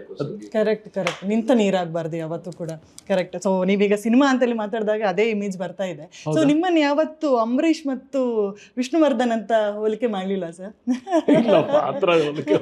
ಯಾಕೆ ಕೇಳ್ತಿದ್ದೀನಿ ಅಂತಂದ್ರೆ ನೆಕ್ಸ್ಟ್ ಅದೇ ಇಮೇಜ್ ಬರ್ತಿದೆ. ಸರ್ ಬಗ್ಗೆ ಹೇಳೋದಾದ್ರೆ ಬರೀ ಇದರಲ್ಲಿ ಎಂತ ಸಂಗೀತ ಕ್ಷೇತ್ರದಲ್ಲಿ ಮಾತ್ರ ಅಲ್ಲ, ನೀವು ಥಿಯೇಟ್ರಲ್ಲೂ ಕೂಡ ಕೆಲಸ ಮಾಡಿದವರು, ಸಿನಿಮಾದಲ್ಲೂ 2 ಸಿನಿಮಾದಲ್ಲೂ ಕೆಲಸ ಮಾಡಿದ ಅನುಭವ ಇದೆ. ಸೊ ಆ ಕಾರಣಕ್ಕೋಸ್ಕರ ಇದು ನಿಮಗೆಲ್ಲೋ ಕನೆಕ್ಟ್ ಆಗ್ಬೋದು ಅನ್ನೋ ಕಾರಣಕ್ಕೋಸ್ಕರ ಕೇಳ್ತಿದ್ದೀನಿ. ಈ ಜೋಡಿಯನ್ನು ನೋಡಿದಾಗ ನಿಮಗೆ ಬರುವಂತ ಮೊದಲ ಹಾಡು? ನನಗಷ್ಟೇ ಅಲ್ಲ, ಇಡೀ ಕರ್ನಾಟಕಕ್ಕೆ ಬರುವಂತ ಕುಚುಕು ಕುಚುಕುನ ಕುಚುಕು ಆಬ್ವಿಯಸ್ಲಿ ನೋಡುತ್ತೆ. ಓಕೆ. ಕುಚುಕು ಕುಚುಕು ಕುಚುಕು ಕುಚುಕು ಕುಚುಕು ಕುಚುಕು ನೀನು ಚಡ್ಡಿ ದೋಸ್ತ ಕಾಣು ಕುಚುಕು ದೋಸ್ತಿ ಮ್ಯಾಲೆ ಕ್ವಾಪ ಬ್ಯಾಡ ಕುಚುಕು ಓ ಗೆಳೆಯ ಜೀವದ ಗೆಳೆಯ ನಿಂಗೆ ಶಾಲೆ ಕ್ವಾಪ ಕಣು ಕ್ವಾಪಕ್ಕೂ ಒಂದು ಕೈ ಪ್ರೀತಿ ಜಾಸ್ತಿ ಕಣು. ನನಗೆ ಈ ಸಾಂಗ್ ಕೇಳಿದಾಗ ಈ ಸೀನ್ ಕೂಡ ನಿಮಗೆ ನೆನಪಿರ್ಬೋದು. ಸೊ ಪ್ರತಿ ಸಲ ಕೋಪ ಆದಾಗ, ಜಗಳ ಆದಾಗ ಅವ್ರು ಈ ಹಾಡನ್ನು ಹೇಳ್ಕೊಂಡು ಕಾಂಪ್ರಮೈಸ್ ಮಾಡ್ಕೋತಾರೆ. ಸೊ ನಿಮ್ಮಿಬ್ಬರ ಜೋಡಿಯಲ್ಲಿ ಜಗಳ ಆಗಿರೋದು ಇದೆಯಾ? ಸೀರಿಯಸ್ ಆಗಿ ಜಗಳ ಆಗಿ ಮತ್ತೇನೋ ಒಂದು ಸಾಂಗ್ ಮೂಲಕ ಕಾಂಪ್ರಮೈಸ್ ಆಗಿರೋದು? ಸಾಂಗ್ ಮೂಲಕ ಅಂತ ಅಷ್ಟು ಡ್ರಾಮ್ಯಾಟಿಕ್ ಆಗಿ ನಾವು ಹೋಗಿಲ್ಲ. ಜಗಳ ಆಗತ್ತೆ. ಜಗಳ ಯಾವ ಮಟ್ಟಕ್ಕಾಗತ್ತೆ ಅಂದ್ರೆ ಅಲ್ಲಿಂದ 1 ನಿಮಿಷದಲ್ಲಿ ಸರಿನೇ ಹೋಗ್ಬಿಡುತ್ತೆ ಅಷ್ಟೇ. ಜಗಳ ಯಾವ ರೀತಿ ಆಗೋದು ಅದು ಒಳ್ಳೆ ವಿಷಯ. ಇವಾಗ ಹೆಚ್ಚು ಜಗಳ ಆಗೋದು ಕಂಪೋಸ್ ಮಾಡ್ಬೇಕಾದ್ರೆ ಒಪಿನಿಯನ್ಸ್ಗಳು ಬಂದಾಗ. ನಾನೆಲ್ಲ ಸಿಗ್ನಲ್ ಅಲ್ಲಿ ಕುತ್ಕೊಂಡು ಗಾಡಿ ಓಡಿಸ್ತಿರ್ಬೇಕಾದ್ರೆ ನನ್ಗೊಂದು ಟ್ಯೂನ್ ಬರುತ್ತೆ. ಆ ಟ್ಯೂನ್ ಅನ್ನ ಇವನಿಗೆ ಸಿಗ್ನಲ್ ಅಲ್ಲೇ ವಾಟ್ಸ್ಆಪ್ ಮಾಡಿ ಕಳ್ಸಿರ್ತೀನಿ. ಇವನು 1 ದಿನ ಆದ್ರೂ ಕೇಳಿರೋದಿಲ್ಲ. ಅವಾಗ ಕೋಪ ಬರುತ್ತೆ. ಆಮೇಲೆ ಕೇಳ್ಬಿಟ್ಟು ಚೆನ್ನಾಗಿಲ್ಲ ಅಂತ ಕಳಿಸ್ತಾನೆ. ಅವಾಗ ಇನ್ನ ಕೋಪ ಬರುತ್ತೆ. ಇವಾಗ ಏನ್ ಗೊತ್ತಾ, ನಮಗ್ ನಾವೇ ಕ್ರಿಟಿಕ್ ಆಗಿರ್ಬೇಕು. Correct correct correct. ಇವನಿಗೆ ನಾನ್ ಕ್ರಿಟಿಕ್, ನನಗೆ ಒಂದು 70% ಚೆನ್ನಾಗಿಲ್ವಾ ಸರಿ ಬಿಡು ಅಂದ್ಬಿಡ್ತಾನೆ. 30% ಬಂದು ಹೋರಾಟ ಮಾಡ್ತಾನೆ, ಯಾಕೆ ಚೆನ್ನಾಗಿಲ್ಲ ಹೇಳು. ಸರಿ, ನನ್ ಬಾಳಲ್ಲೂ ಅದೇ ಆಗುತ್ತೆ. ನಾನು ಅವನ ಹತ್ರ ಚೆನ್ನಾಗಿದೆ ಇಲ್ಲ ಬೇಡ ಅಷ್ಟೇ ಬೇಡ. ಆ ಹೋರಾಟಗಳು ನಡೀತಾ ಇರುತ್ತೆ. ಸೊ ಆ ರೀತಿ ಜಗಳಗಳಾಗುತ್ತೆ. ಬಿಟ್ರೆ ಅವ್ನು ತುಂಬಾ ಕೋಪ ಮಾಡ್ಕೊಂಡಾಗ ನಾನ್ ಶಾಂತನಾಗ್ಬಿಡ್ತೀನಿ, ನಾನು ತುಂಬಾ ಕೋಪ ಮಾಡ್ಕೊಂಡಾಗ ಅವ್ನು ಶಾಂತನಾಗ್ಬಿಡ್ತೀನಿ. ಇಬ್ರಿಗೂ ಕೋಪ ಬಂದಾಗ ನಮ್ ಹೆಂಡತಿ ಇನ್ವಾಲ್ವ್ ಆಗ್ಬಿಟ್ಟು ನಮ್ಮನ್ನ ಶಾಂತ ಸರಿ ಮಾಡ್ಕೊ. ಬೆಳಿಗ್ಗೆ 10:00 ಫೋನ್ ಮಾಡಿದ, ನನಗೆ ದೋಸೆ ತಿಂತ ಇದ್ದೆ. ಓಕೆ, ಆಕ್ಚುಲಿ ಪಿಕ್ ಮಾಡಬೇಕಾಗಿತ್ತು, ಬೈದ, ನಾನ್ ಶಾಂತವಾಗಿದ್ದೆ. ಶಾಂತಿ ಮಂತ್ರ ಹಾಗಾದ್ರೆ ಇಬ್ರು ಕೂಡ ಜಪಿಸ್ತಾ ಇರ್ತೀರ ಅವಾಗ ಅವಾಗ ಅಂತ ಹೇಳ್ಕೊಂಡು. ಒಂದ್ ಇನ್ಸ್ಟೆನ್ಸ್ ಏನಂದ್ರೆ, ನಾವು ಇವ್ನು ಎಷ್ಟು ಕಾಂಪ್ರಮೈಸ್ ಆಗೋದಿಲ್ಲ ಅಂದ್ರೆ, ಒಂದು ಕವಿತೆ ನಾವು 10 ವರ್ಷ ತಗೊಂಡಿದ್ವಿ ಕಂಪೋಸ್ ಮಾಡಕ್ಕೆ, ಕುವೆಂಪು ಅವರ ಒಂದು ಸಾಹಿತ್ಯನ. ಅದು ಫಸ್ಟ್ ನಾನು ಕಂಪೋಸ್ ಮಾಡಿದೆ, ಇವನು ಕೇಳಿಸ್ದೆ, ಇವ್ನಿಗೆ ಇಷ್ಟ ಆಗಲಿಲ್ಲ. ಆಮೇಲೆ ಇವನು ಆ್ಯಡ್ ಮಾಡ್ದ, ನನಗೇನೋ ಓಕೆ ಆಗಿತ್ತು, ಬಟ್ ಅವ್ನಿಗೆ ಇಷ್ಟ ಆಗಲಿಲ್ಲ. ಒಂದು ರೆಕಾರ್ಡಿಂಗ್ ಅಲ್ಲಿ ನಾವು ಆ ಹಾಡನ್ನ ಮಾಡೋಣ ಅಂತ ಪ್ಲಾನ್ ಮಾಡಿದ್ವಿ, ಬೇಡ ಅಂತ ಇಬ್ರು ಡಿಸೈಡ್ ಮಾಡಿದ್ವಿ. ಆಮೇಲೆ ಇನ್ನೊಂದು ಕ್ಯಾಸೆಟ್ ಮಾಡಿದ್ವಿ, ಇನ್ನೊಂದು ಮಾಡಿದಾಗ ಅದಕ್ಕೂ ಬೇಡ ಅಂತ ಆಯ್ತು. ಸೊ ಅದೆಲ್ಲೋ ಏನೋ ಯಾವ್ದೋ ಒಂದು ಕಡೆ ಕನೆಕ್ಟ್ ಆಗ್ತಿರ್ಲಿಲ್ಲ. ಆ ಒಂದು ದಿನ 10 ವರ್ಷ ಆದ್ಮೇಲೆ ಒಂದು ಆಲ್ಬಮ್ ಮಾಡ್ಬೇಕಾದ್ರೆ ಈ ಹಾಡು ನಾವು ಇಷ್ಟು ದಿವಸದಿಂದ ಬಿಟ್ಬಿಡಿದೀವಿ, ಎಂತ ಅದ್ಭುತವಾದ ಸಾಹಿತ್ಯ, ಇದನ್ನ ನಾವು ಮಾಡ್ಲೇಬೇಕು ಅಂದಾಗ ಯಾವ್ದೋ ಒಂದು ಗಳಿಗೆಯಲ್ಲಿ ಅದು ನಮ್ಗೆ ಇಬ್ರಿಗೂ ಒಟ್ಟಿಗೆ ಕುತ್ಕೊಂಡಾಗ ಮಾಡೋದಕ್ಕಿಂತ ಮುಂಚೆ ಅರ್ಥೈಸ್ಕೋಬೇಕು. ಮೆಚುರಿಟಿ ಬರಬೇಕು. ಆ ಕವಿತೆ ನಮಗೆ 10 ವರ್ಷ ನಮ್ಗೆ ಆ ಕವಿತೆ ಅರ್ಥ ಮಾಡ್ಕೊಳ್ಳೋದು, ಅದು ಅರ್ಗಿಸ್ಕೊಂಡು ಮಾಡ್ಬೇಕು ಅಂತ ಹೇಳಿದ್ನಲ್ಲ ಅವಾಗ್ಲೇ, ಅದು ಅರ್ಗೋದಕ್ಕೆ ಅಷ್ಟು ದಿನ ತಗೊಂತು. ಸುಮ್ನೆ ಕ್ಯಾಶುವಲ್ ಆಗಿ ಯಾವ್ದನ್ನು ಮಾಡ್ಬಿಡಕ್ ಆಗೋದಿಲ್ಲ. ಸೊ ಅದೇ ಆಮೇಲೆ ಆ ಟ್ಯೂನ್ ಬೇರೆ ತರನೇ ಮೂಡಿ ಬಂತು, ಬೇರೆ ತರನೇ ನಾವು ಸುಲಭ ಅಲ್ಲ. ಯಾಕಂದ್ರೆ ಇವಾಗ ಒಂದು ಸ್ಟಾರ್ ಅಂತ ಆಗ್ತಾ ಹೋಗ್ತಾನೆ. ಸೊ ಅವಾಗ ಸುತ್ತಲೂ ಇರೋರೆಲ್ಲ ಏನ್ ಮಾಡಿದ್ರು, ಚೆನ್ನಾಗಿದೆ ಅಣ್ಣ, ಚೆನ್ನಾಗಿದೆ ಅಣ್ಣ, ಪಾಪ ಅವ್ರು ನಂಬ್ತಾ ಹೋಗ್ತಾರೆ, ಇದು ಚೆನ್ನಾಗಿದೆ, ಎಲ್ಲರಿಗೂ ಇಷ್ಟ ಆಗ್ತದೆ. ಸೊ ನಮ್ದು ಹಂಗಲ್ಲ. ನಾವು ಯಾವುದೇ ಕಾರಣಕ್ಕೂ ಇವನ್ ಚೆನ್ನಾಗಿಲ್ಲ ಅಂದ್ರೆ ನಾನು ಅಲ್ಲಿ ಸ್ಟಾಪ್ ಮಾಡ್ತೀನಿ, ನಾನ್ ಚೆನ್ನಾಗಿಲ್ಲ ಅಂದ್ರೆ ಇವನ್ ಸ್ಟಾಪ್ ಮಾಡ್ತೀನಿ. So we respect each others. So ನಾಳೆ ಸ್ಟಾರ್ಸ್ ಆದ್ರೂನು ಆಗೋದಿಲ್ಲ, ಆಗುತ್ತೋ ಇಲ್ಲೋ ಗೊತ್ತಿಲ್ಲ. ಯಾವ ಮಟ್ಟಕ್ಕೆ ಹೋದ್ರು ನನ್ನ ಫಸ್ಟ್ ಕ್ರಿಟಿಕ್ ನಮ್ಮ ಅಣ್ಣ, ಅವನು ಫಸ್ಟ್ ಕ್ರಿಟಿಕ್. ಸೂಪರ್ ಹೀಗೆ ಇರ್ಲಿ ಸರ್ ನಿಮ್ ಜೋಡಿ, ನೋಡಕ್ಕೆ ಖುಷಿ ಆಗತ್ತೆ. ಆದ್ರೆ ಒಂದ್ ಕೇಳ್ಬೇಕು, ನಿಮ್ಮ ಮೊದಲ ಕೇಳುಗರು ಯಾರಾಗಿರ್ತಾರೆ? ನಿಮ್ಮಲ್ಲೇ ಇರುತ್ತಾಗಾರೆ? ವಾವ್. ನೀವೇನೇ ಕಂಪೋಸ್ ಮಾಡಿದ್ರು ಫಸ್ಟ್ ಕೇಳುಗರು ನಿಮ್ ತಂದೆ ಆಗಿರ್ತಾರೆ? ನಮ್ಮಪ್ಪ, ನನ್ನ ಹೆಂಡತಿ, ಇವಾಗ ನಮ್ಮ ಮಕ್ಕಳು ಅವರು ಕೇಳ್ತಾರೆ. ಅಯ್ಯೋ ಹಾಡು ಹೇಳ್ಕೊಂಡು ಹೋಗ್ತಾ ಇರ್ತಾಳೆ ನನ್ನ ಮಗಳು. ಇವನ್ ಮಗಳು ಬೈ ಹಾರ್ಟ್ ಮಾಡಿರ್ತಾಳೆ. ಮೊನ್ನೆ ಇವನ್ ಮಗಳದು ಅರಂಗೇಟ್ರಂ ಆಯ್ತು, ಹಾಡಿನ ಅರಂಗೇಟ್ರಂ ಸ್ಟೇಜ್ ಅಲ್ಲಿ. ಇವಾಗ ನನ್ನನ್ನ ಹೆಂಗ್ ಹೇಳ್ಕೊಂಡು ಕೂರ್ಸ್ಕೊಂಡು ಅವನ್ ಮಗಳನ್ನ ನಾನು ಪ್ರವೀಣ ಹೇಳ್ಕೊಂಡು ಕೂರ್ಸ್ಕೊಂಡು. ಸೂಪರ್. ಎಲ್ಲರನ್ನ ಇನ್ನ ಸದ್ಯದಲ್ಲೇ ನಾವು ನಿರೀಕ್ಷಿಸಬಹುದಲ್ವಾ ಇದೇ ಫೀಲ್ಡ್ ಅಲ್ಲಿ? ಕೊನೆಯ ಚಿತ್ರ ಸರ್, ಹಕ್ಕಿ ಅಂತ ತಗೋಬಹುದು, ಚಿಲಿಪಿಲಿ ಅಂತ, ಏನ್ ಬೇಕಾದ್ರೆ ಹೇಳ್ಬೋದು. ಈ ಬಾನು, ಈ ಚುಕ್ಕಿ, ಈ ಹೂವು, ಈ ಹಕ್ಕಿ, ಈ ಬಾನು, ಈ ಚುಕ್ಕಿ, ಈ ಹೂವು, ಈ ಹಕ್ಕಿ, ತೇಲಿ ಸಾಗುವ ಮುಗಿಲು ಹರ್ಷ ಉಕ್ಕಿ, ಯಾರು ಇಟ್ಟರು ಇವನು ಹೀಗೆ ಇಲ್ಲಿ, ಶ್ರುತಿ ಮೊದಲು ತಿಳಿಯದಿ ನೀರಿಯಲಿ. ಈ ಬಾನು, ಈ ಚುಕ್ಕಿ, ಈ ಹೂವು, ಈ ಹಕ್ಕಿ, ಈ ಬಾನು, ಈ ಚುಕ್ಕಿ, ಈ ಹೂವು, ಈ ಹಕ್ಕಿ. ಆಯ್ತಪ್ಪ, ಚುಕ್ಕಿ. ಓಕೆ, ನನಗೆ ಅನ್ಸುತ್ತೆ ಸರ್, ನಾನೇ ಕೇಳಬೇಕಿದ್ದಾನೆ ಆಕ್ಚುಲಿ ಅಂತ.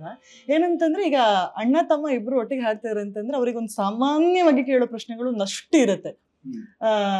ನೀವು ಹೇಗೆ ಪ್ರಿಪರೇಷನ್ ಮಾಡ್ತೀರಾ, ಅಥವಾ ನೀವು ಒಂದೇ ತರದ ಬಟ್ಟೆ ಹಾಕೊಂಡು ಹೋಗ್ತೀರಾ?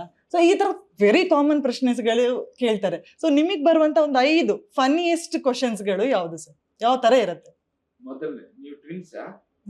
ಅದು ಮೊದಲನೇ ಕ್ವೆಶ್ಚನ್ ಎಲ್ಲೋದ್ರು ಕೇಳಿ. ಓಕೆ, ಹೇಳಿ ಬೇಜಾರಾಗ್ತದೆ. ಇಲ್ಲ, ದೊಡ್ಡವರು ಒಂದು ಸ್ವಲ್ಪ ದಿನ ಬೋರ್ಡ್ ಹಾಕೊಂಡ್ಬಿಡ್ತೀವಿ, ಅಮ್ಮ ಅಣ್ಣ, ಅದೊಂದು ಮೇನ್. ಎರಡನೇದು ಅಲ್ಲ, ಕೆಲಸ ಮಾಡ್ತೀರಾ, ಅದ್ರ ಜೊತೆ ಇದನ್ನ ಹಿಂಗ್ ಮ್ಯಾನೇಜ್ ಮಾಡ್ತೀರಾ, ಅದು ಎರಡನೇದು. ಫನ್ನಿ ಕ್ವಶನ್ಸ್ ಅಂತ, ಫನ್ನಿ ಕ್ವಶನ್ ಅಂದ್ರೆ ಕ್ವಶನ್ ಅನ್ನೋದಕ್ಕಿಂತ ಆನ್ಸರ್. ನಮ್ಮಿಬ್ರ ಜೊತೆಗೆ ನಮ್ಮ ಇನ್ನೊಬ್ಬ ಸ್ನೇಹಿತ ಶ್ರೀನಿವಾಸ್ ಅಂತ ಒಬ್ರು ಇರ್ತಾರೆ, ಕ್ಯಾಮ್ರಾಮನ್. ಸೊ ನಾವು 3 ಜನ ನಡ್ಕೊಂಡ್ ಬರ್ತೀರ ನೋಡಿ, ನಮ್ ಜೊತೆಗೆ ಇದ್ದೇ ಇರ್ತಾನ ನಮ್ ಎಲ್ಲಾ ಪ್ರೋಗ್ರಾಮ್ ಅಲ್ಲೂ ಶ್ರೀನಿವಾಸ್ ಇರ್ತಾನೆ. ಇಡ್ಲಿ ವಡೆ ಜೋಡಿ ಬಂತು ನೋಡಿ, ಇಡ್ಲಿ ವಡೆ, ನೀವಿಬ್ರು ಇಡ್ಲಿ ಎರಡು. ಆಮೇಲೆ ಇದಕ್ಕಿದಾಗೆ ಸಡನ್ ಆಗಿ ಒಂದಿನ ನಮ್ಮ ಇನ್ಸ್ಟ್ರೂಮೆಂಟಲಿಸ್ಟ್ ಚೈನೀಸ್ ಬ್ರದರ್ಸ್ ಅನ್ನ ಹಚ್ಚಿ ಮಾಡ್ಬಿಟ್ರು. ಇದ್ಯಾಕೆ ನಾವು ಯಾವ ರೀತಿಯಲ್ಲೂ ಚೈನಾದವ್ರ ತರ ಇಲ್ಲಲ್ಲ. ಏನಂದ್ರೆ ಚೈನಾದಲ್ಲಿ ಸ್ವಲ್ಪ ಒಂದೇ ತರ ಇರೋ ತರ ನೀವು ಒಂದೇ ತರ ಇದ್ದೀರಾ, ಆತರ ಕಮೆಂಟ್ ಕಂಡುಹಿಡಿಲಿಕ್ಕೆ ಆಗಲ್ಲ ಅಂತ ಒಂದು ಪ್ರತೀತಿ ಇದೆಯಲ್ಲ, ರೇಸಿಸ್ಟ್ ಕಮೆಂಟ್. ಬಟ್ ಸ್ಟಿಲ್ ಈ ತರ ಬಂದ್ರು ನೋಡಿ ಇವರು ಅಂತ ಕರೀತಾರೆ. ಆಮೇಲೆ ಇನ್ನೇನು ಫನ್ನಿಯಾಗಿ ಏನ್ ಹೇಳ್ತಾರೆ, ತಕ್ಷಣ ಹೊಳಿತಲ್ಲ. ಫನ್ನಿ ಆದ ಕ್ವಶನ್ ಯಾಕೆ ಕೇಳದೆ ಅಂತ ಹೇಳಿದ್ರೆ ಇಂಥ ಕ್ವಶನ್ ನಾನ್ ಕೇಳಬಾರ್ದು ಅಂತ ಹೇಳಿ ನಮ್ಗೇನ್ ಬೇಜಾರು. ಆ ಸೇಫ್ ಪರ್ಸನಿಗೋಸ್ಕರ ಈಗ ಪ್ರಶ್ನೆ ನಂದು actually. Okay, so next sir, ನಿಮ್ಮ ಈ ಮ್ಯೂಸಿಕ್ ಜರ್ನಿಯಲ್ಲಿ ಮೈನ್ ಆಗಿ ಕಂಪೋಸಿಷನ್ ಅನ್ನೋದರ ಬಗ್ಗೆ ಮಾತನಾಡಬೇಕು. ಯಾಕೆಂತಂದ್ರೆ ತುಂಬಾ ಡಿಫ್ರೆಂಟ್ ಆಗಿರುವಂಥದ್ದು.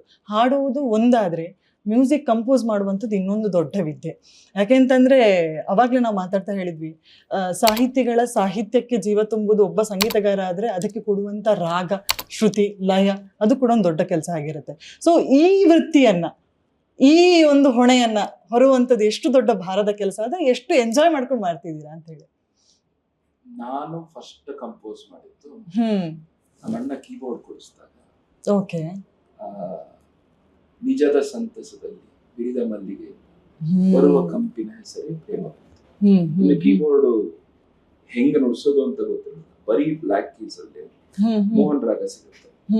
ಸರಿ ಗ ಪದ ಸಾದ ಪಗರಿ ಸ, ನಿಜದ ಸಂತಸದಲ್ಲಿ ಬಿರಿದ ಮಲ್ಲಿಗೆಯಿಂದ ಬರುವ ಕಂಪಿನ ಹೆಸರು ಪ್ರೇಮವೆಂದು. ಈ ತರ ಬೇಸಿಕ್ ಆಗಿ ಶುರು ಮಾಡಿ. ಅದೊಂದು ಇಷ್ಟ ಆಗ್ಲಿಲ್ಲ. ಆಮೇಲೆ ಹಾಡ್ತಾ ಹಾಡ್ತಾ ಅದು ಅಭ್ಯಾಸ ಆಗೋದು ಶುರು ಆಯ್ತು. ಆದ್ರೆ ಅದನ್ನ ನಾವ್ ಇವತ್ತಿನ ತನಕ ರೆಕಾರ್ಡ್ ಮಾಡಿಲ್ಲ, ಮಾಡೋದು ಇಲ್ಲ. ಬಟ್ ಫಸ್ಟ್ ಕಂಪೋಸಿಷನ್ ನಂದು ಅಂದ್ರೆ ಅದು. ಅದಾದ್ಮೇಲೆ ವಿ ಸ್ಟಾರ್ಟೆಡ್ ಕಂಪೋಸಿಂಗ್. ಎಲ್ಲಿ ಮೇನ್ ಕಂಪೋಸಿಂಗ್ ಅನ್ನೋದು ನಮ್ಗೆ ಹೆಲ್ಪ್ ಆಯ್ತು ಅಂದ್ರೆ ಅರ್ಲಿ ಥಿಯೇಟರ್ ಡೇಸ್ ಅಲ್ವಾ. ಅಫ್ಕೋರ್ಸ್ ಅಣ್ಣ ಮೊದಲು ಶುರು ಮಾಡಿದ್ರು ಕಾಲೇಜಲ್ಲಿ ಇರ್ಬೇಕಾದ್ರೆ. he was very active in theater. Okay. ಅವ್ರದ್ದು ಥಿಯೇಟರ್ ಟೀಮ್ ಒಂದಿತ್ತು, ಕವೀಣು, ವಿಕ್ರಮ್ ಅಂತ, ಕಿರಣ್ ಅಂತ. ಕಿರಣ್ ತುಂಬಾ ಚೆನ್ನಾಗಿ ಕಿರಣ್ ವಿಪ್ರ ಅಂತ ಆಕ್ಟಿಂಗ್ ಎಲ್ಲ ಮಾಡ್ತಾರೆ. Vikram is also A writer and music composer. So ನಮ್ದು ಕಾಲೇಜಲ್ಲಿ BHS ಕಾಲೇಜ್ ನಾನು ಓದಿದ್ದು. ಸೊ ನಮ್ದು ಬಹಳ ದೊಡ್ಡ ತಂಡ. ನಮ್ಗೆ ನಮ್ಮ ಪ್ರಿನ್ಸಿಪಲ್ ಕೂಡ ಸಿಕ್ಕಾಪಟ್ಟೆ ಎನ್ಕರೇಜಿಂಗ್ ಪ್ರಿನ್ಸಿಪಲ್, RV ಪ್ರಭಾಕರ ಅಂತ. ನಮ್ಮ ಟೈಮಲ್ಲಿ ನಮ್ಗೆಲ್ಲ ತುಂಬಾನೇ ಉತ್ತೇಜನ ಕೊಟ್ರು ಆ ಟೈಮಲ್ಲಿ. ಸೊ ನಮ್ದು ಕಾಲೇಜಲ್ಲಿ ಏನಿಲ್ಲ ಅಂದ್ರೆ ಒಂದು 25-30 ಜನ ಎಲ್ಲ ಹಾಡು, ನಾಟಕ, ಡ್ಯಾನ್ಸು, ಬರೀ ಇದ್ರಲ್ಲೇ ಕಾಲ ಕಳೆದ್ಬಿಡ್ತಿದ್ವಿ ನಾವು. ಸೊ ಅಲ್ಲಿಂದ ನಮ್ದು ಶುರು ಆಗಿತ್ತು. ಹಾಗೆಯೇ ಅಲ್ಲಿ ನಮ್ಗೆ ನಮ್ಮ ವಿಕ್ರಮ್ ಕವಿತೆ ಬರೀತಿದ್ದ. ಒಂಥರ ಅವನಿಗೆ ನ್ಯಾಚುರಲ್ ಕಂಪೋಸಿಂಗ್ ಶಕ್ತಿ ಇತ್ತು. ಆಮೇಲೆ ನಮ್ಗೆ ಥಿಯೇಟರ್ ಅಂತ ಬಂದಾಗ ಸ್ನೇಹ ಸಮೂಹ ಅಂತ ತಂಡ ಇತ್ತು. ಅಲ್ಲಿ ಅವ್ರು ನಮ್ಗೆ ಅವಕಾಶ ಕೊಡ್ತಿದ್ರು. ಹೊಸ ಹೊಸ ಹಾಡುಗಳನ್ನ ನಾವೇ ಸಂಯೋಜನೆ ಮಾಡ್ಕೊಂಡು ಹಾಡುವಂತ ಕೆಲವು ಅವಕಾಶಗಳು ಸಿಕ್ಕಿದ್ರು. ವಿ ಗಾಟ್ ದಟ್ ಪ್ರಿವಿಲೇಜ್ ಅಂತ to do mistakes while composing. ನಮ್ಗೆ ಅವಕಾಶಗಳು ಕೊಡ್ತಾ ಇದ್ರು. ಅಂದ್ರೆ ಇದು ಬೇಡ, ಇದ್ ಮಾಡು, ಇದ್ ಮಾಡಿ, ಇದ್ ಮಾಡಿ, ಇನ್ನೊಂದ್ ಸ್ವಲ್ಪ ಏನಾರ ಮಾಡು, ಇನ್ನೊಂದ್ ಸ್ವಲ್ಪ ಕಂಪೋಸ್ ಮಾಡು. ಸಿಕ್ಕಿದ್ರು ಸನ್ನಿವೇಶಗಳಿಗೆ ಸರಿಯಾಗಿ ಮಾಡೋದು. ಬ್ಯಾರ್ನಲ್ಲಿ ನಾನ್ ಕಾಲೇಜಿಗೆ ಬಂದಾಗ ನನಗೆ ಒಂದು ಬ್ಯಾಂಡ್ ಸಿಕ್ತು, ರಾಜ್ಗುರು ಅಂತ, ವರುಣ್ ಅಂತ, ತುಂಬಾ ಅದ್ಭುತವಾಗಿರೋ ಕೀಬೋರ್ಡ್ ವಾದಕ. ಸಂತೋಷ್ ಅಂತ, ಇವಾಗ ಅವ್ನು ಬೆಲ್ ಬಾಟಮ್ ಅನ್ನೋ ಮೂವಿ ಪ್ರೊಡ್ಯೂಸರ್. ನಾವೆಲ್ಲ ಒಂದು ಟೀಮ್ ಆಗಿದ್ವಿ. ಸೊ ಅಲ್ಲಿ ನಾವು ವಿ ಬ್ರಾಟ್ ಇನ್ ಕನ್ನಡಸ್ ಮೊದಲನೇ ಪಾಪ್ ಆಲ್ಬಮ್ ಅಂತ. ನಾವೇ ಕಂಪೋಸ್ ಮಾಡಿ, ನಾವೇ ಮಾಡಿ, ಅದಕ್ಕೆ ನಾವೇ ಆರ್ಕೆಸ್ಟ್ರೇಟ್ ಮಾಡಿ ಅಚ್ಚುಕಟ್ಟಾಗಿ. ಸೊ ನಂದೊಂದ್ ಕಡೆ ನಡೀತಾ ಇತ್ತು, ಪ್ರವೀಣ್ ಒಂದೊಂದ್ ಕಡೆ ಪೂರಾ ಅಕಾಡೆಮಿಕ್ ಸುಗಮ ಸಂಗೀತದಲ್ಲಿ ನಡೀತಾ ಇತ್ತು. ಮನೆಗೆ ಅವನು ಬಂದಾಗ, ನಾನ್ ಬಂದಾಗ ಒಂದಿಷ್ಟು ಪುಸ್ತಕಗಳನ್ನ ಇವನು ತಂದಿಟ್ಟಿದ್ದ.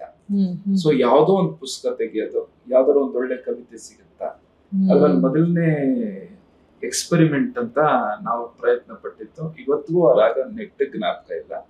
100 ದೇವರನ್ನೆಲ್ಲ ನೂಕಾಚಿ ದೂರ, ಒಂದ್ 500 ರಾಗ ಹಾಕಿದೀವಿ. ಅದು ಸರಿನಾ, ಒಂದ್ 500 ರಾಗ ಹಾಕಿದೀವಿ. ಯಾವ್ದೋ ಒಂದು ಸಿಡಿನಲ್ಲಿ ಕ್ಯಾಸೆಟ್ ಅಲ್ಲಿ ಅಶ್ವಥ್ ಅನಿಕೇತನ ರಿಲೀಸ್ ಆಯ್ತು 99 ನಲ್ಲಿ. ಅಲ್ಲಿಂದ ತಂದ ಪ್ರವೀಣ, ನಾನು ಹೋಗಿದ್ದೆ ತಂದ್ವಿ. ಮನೆ ತನಕ ಆ ಕ್ಯಾಸೆಟ್ ತಗೊಂಡು ಅದ್ರಲ್ಲಿ 100 ದೇವರನ್ನೆಲ್ಲ ಇದೆ. ಅದ್ ಹೆಂಗಿದೆ, ನಾವ್ ಎಷ್ಟು ಪ್ರಯತ್ನ ಪಟ್ಟಿದ್ವಿ. ಮನೆಗೆ ಬಂದು ಕೂತ್ಕೊಂಡು ಕೇಳಿದಾಗ ಓ ಮೈ ಗಾಡ್, ಇಲ್ಲಿ ಪಾಂಡಿತ್ಯ ಅನ್ನೋದಿರೋದು, ಹೆಂಗೆ ಟ್ರೀಟ್ ಮಾಡ್ಬೇಕಾಗಿರೋದು ಅಂತ ಹಾಗಲ್ಲ. ಸೊ ಅಲ್ಲಿಂದ I mean, when you are trying to do something and one guy suddenly gives you a solution, this is how you are supposed to do. So ಅಲ್ಲಿಂದ ನಮ್ಮ ಒಂದು ದೃಷ್ಟಿಕೋನ ಬದಲಾಯಿತು. ಆಮೇಲೆ ನಮಗೆ ಕಂಪೋಸಿಂಗ್ ಅಂತ ಬಂದಾಗ ನಮ್ಗೆ ಮ್ಯಾಂಡೋಲಿನ್ ಪ್ರಸಾದ್ ಅವರು, ರಾಜು ಅನಂತ ಸ್ವಾಮಿ ಅವ್ರು ಕಂಪೋಸ್ ಮಾಡ್ಬೇಕಾದ್ರೆ ಎಷ್ಟೋ ಹಾಡು ಜೊತೆಗಿದ್ವಿ. ಅಶ್ವಥ್ ಸರ್ ಕಂಪೋಸ್ ಮಾಡ್ಬೇಕಾದ್ರು ಕೂಡ ನಾವು ಕೇಳಿ ನೋಡಿ ಜೊತೆಗಿದ್ವಿ. ಅನುಭವಿಸಿ. ಅವರು ಹೇಗೆ ಕಂಪೋಸ್ ಮಾಡ್ತಾರೆ ಅಂತ ನೋಡ್ತಾ ಇದ್ವಿ. ಹೇಗೆ ಆಮೇಲೆ ನಮ್ಮ ಆಲ್ಬಮ್ 2 ಆಲ್ಬಮ್, ಒಂದು ನಮ್ಮ ಮೊದಲ ಆಲ್ಬಮ್ ಕಂಪೋಸ್ ಮಾಡಿದ್ದು ಮ್ಯಾಂಡೋಲಿನ್ ಪ್ರಸಾದ್ ಅವರು ಆಗಸದೇರಿಗೆ. ಇಡೀ ಪ್ರಾಸೆಸ್ ನಾವು ನೋಡ್ಕೊಂಡ್ವಿ. ಪ್ಯಾರಲಲಿ ಥಿಯೇಟರ್ ಅಲ್ಲಿ ಹಲವಾರು ಕಡೆ ನಾವು ಕಂಪೋಸ್ ಮಾಡ್ತಾ ಇದ್ವಿ. We were into hard core theatre ಅವಾಗ.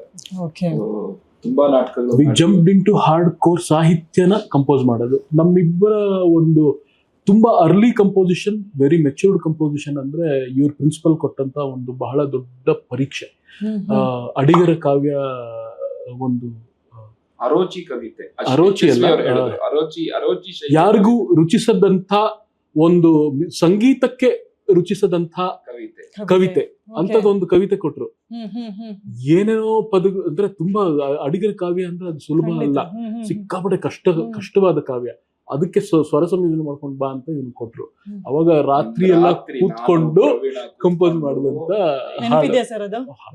ನಮ್ಮ ಆಲ್ಬಮ್ ಅಲ್ಲೂ ಬಂದಿದೆ. ನಾವು ಇವತ್ತಿಗೂ ಅದನ್ನ ಹಾಡಿಸ್ತೇವೆ. ಹಾಗಾದ್ರೆ ನಾವು ಕೇಳಲೇಬೇಕು. ಪದಗಳ ಜೊತೆ ಆಟ ಅದು ಅಷ್ಟು ಚೆನ್ನಾಗಿ ಬರ್ದಿದ್ದಾರೆ ಅಡಿಗರು. ತುಂಬಾ ಕಷ್ಟವಾದ ಕವಿತೆ.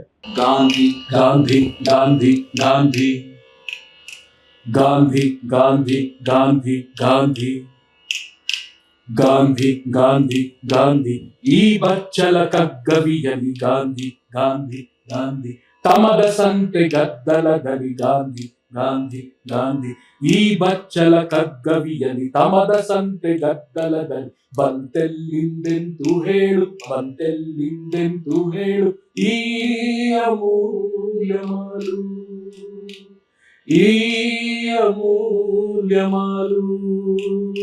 ನಾಲಗೆ ಗುಳಿ ಚೆಂಬೆಳ ಕುಳಿ ಕುಡಿ ದೀಪದ ಸಾಲು, ನಾಲಗೆ ಗುಳಿ ಚೆಂಬೆಳ ಕುಳಿ ಕುಡಿ ದೀಪದ ಸಾಲು.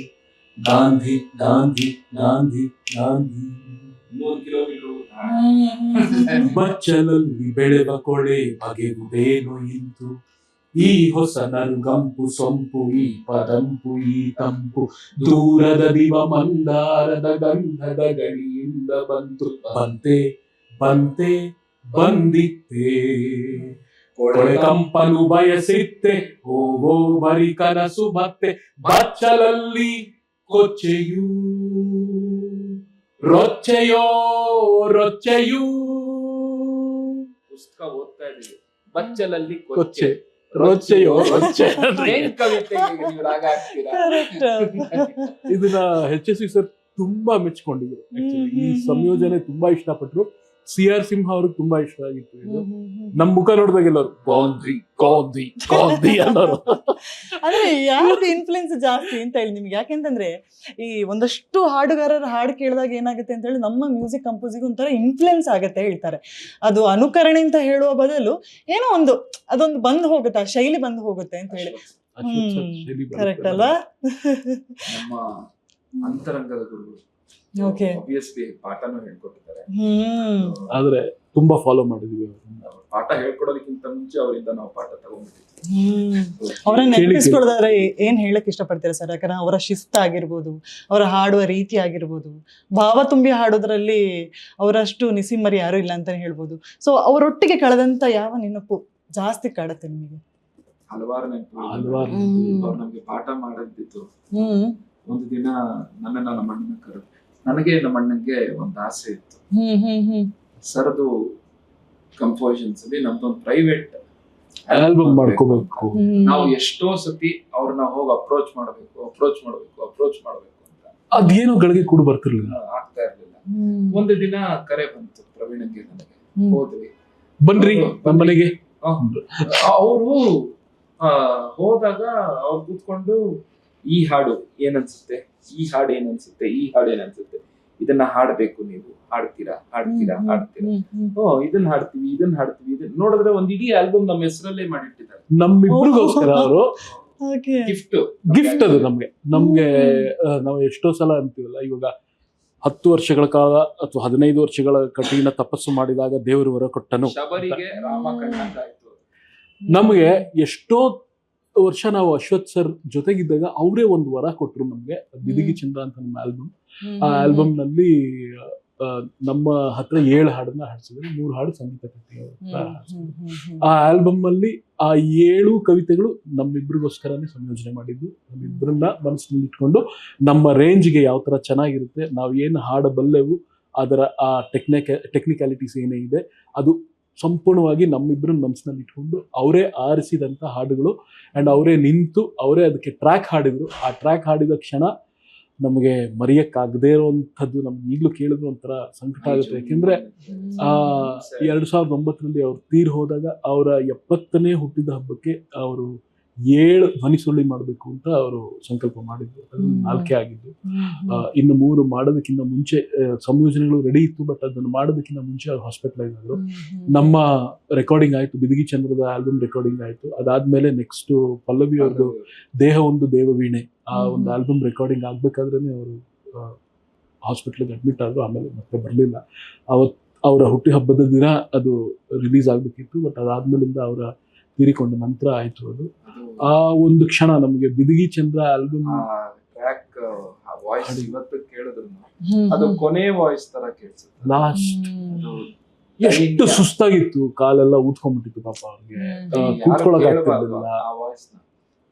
ಅದು ಅಳು ಬಂದ್ಬಿಡುತ್ತೆ ನಮ್ಗೆ. ಈಗ ಕೇಳಿದ್ರು ಅಷ್ಟೇ ಅದ್ರಲ್ಲಿ ನಾವು ಇವತ್ತಿನ ತನಕ ಅದನ್ನ ಪೂರ್ತಿ ಕೇಳೋ ಪ್ರಯತ್ನ ಪಟ್ಟಿಲ್ಲ. ಅವರೇ ಟ್ರ್ಯಾಕ್ ಹಾಡಿದ್ರು, ವೆರಿ ಎಮೋಷನಲ್. ಬೇರೆ ಐ ಮೀನ್ ಕಳೆದಿರೋ ಅದ್ಭುತವಾಗಿರೋ ನಮ್ಮನೆಗೆ ಪಾಠ ಹೇಳ್ಕೊಡಕ್ ಬಂದಾಗ ಪಾಠ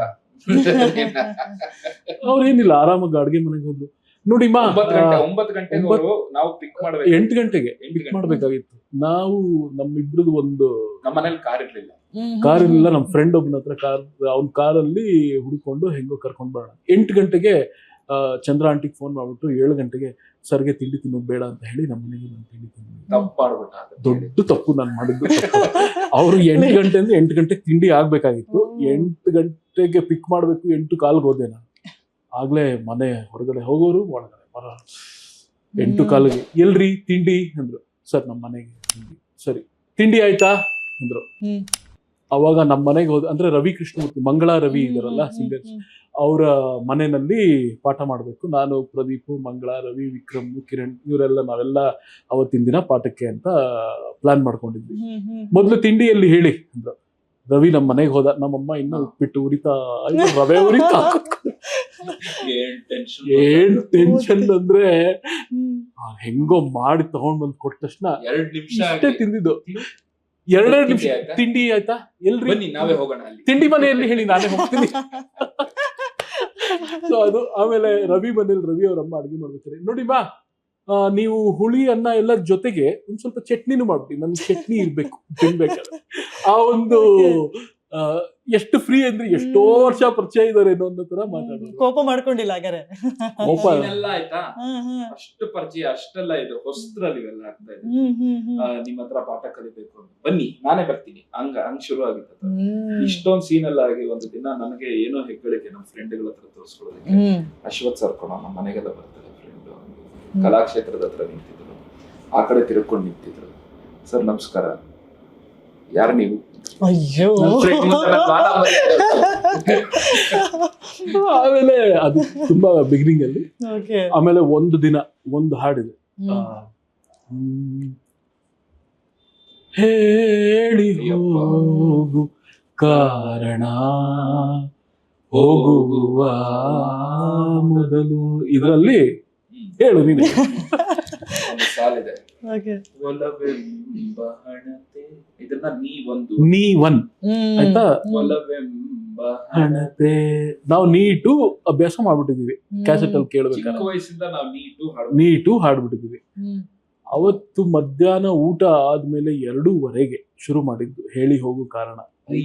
5 ಗಂಟೆ ತನಕ ಹಣತೆ ಒಂದೇ ಸ್ವರ ಹೇಳ್ಕೊಟ್ಟಿದ್ದಾರೆ. ಬರಲ್ಲ ಬಿಡ್ರಿ ನಿಮ್ಗೆ, ನೆಕ್ಸ್ಟ್ ಹೋಗ್ಲಿ ಬಿಡಿ. ಈ ಹಾಡು 2.5 ಗಂಟೆ ನಮ್ಗೆ ಕೂರ್ಸ್ಕೊಂಡು, ಅಂದ್ರೆ 5 ಜನಕ್ಕೆ ಬರ್ಬೇಕು, 5 ಜನಕ್ಕೂ ಬರ್ಬೇಕು. ಇವನಿಗೆ ಬಂದ್ರೆ ಅವನಿಗೆ ಬರ್ತಿಲ್ಲ, ಅವನಿಗೆ ಬಂದ್ರೆ ಅವನಿಗೆ ಬರ್ತಿಲ್ಲ. ನಮ್ದು 5 ಜನಕ್ಕೂ ಬರೋವರೆಗೂ ಅವ್ರು ಬಿಡ್ತಾ ಇಲ್ಲ. ಸಂಗೀತ ಕಲ್ತಿಲ್ಲ ಅವನಿಗೆ ನೀವನ್ ನೀಟು ಇದೇ ಇಲ್ಲ, ಅವ್ನ ಫೀಲ್ ನಲ್ಲಿ ಹಾಡುವಂತದ್ದು. ಅದು. ಬಟ್ ಹೆಂಗೋ 2.5 ಗಂಟೆ ಬರೀ ಒಂದು ಹಾಡು ಪಾಠ ಮಾಡಿದ್ದಾರೆ.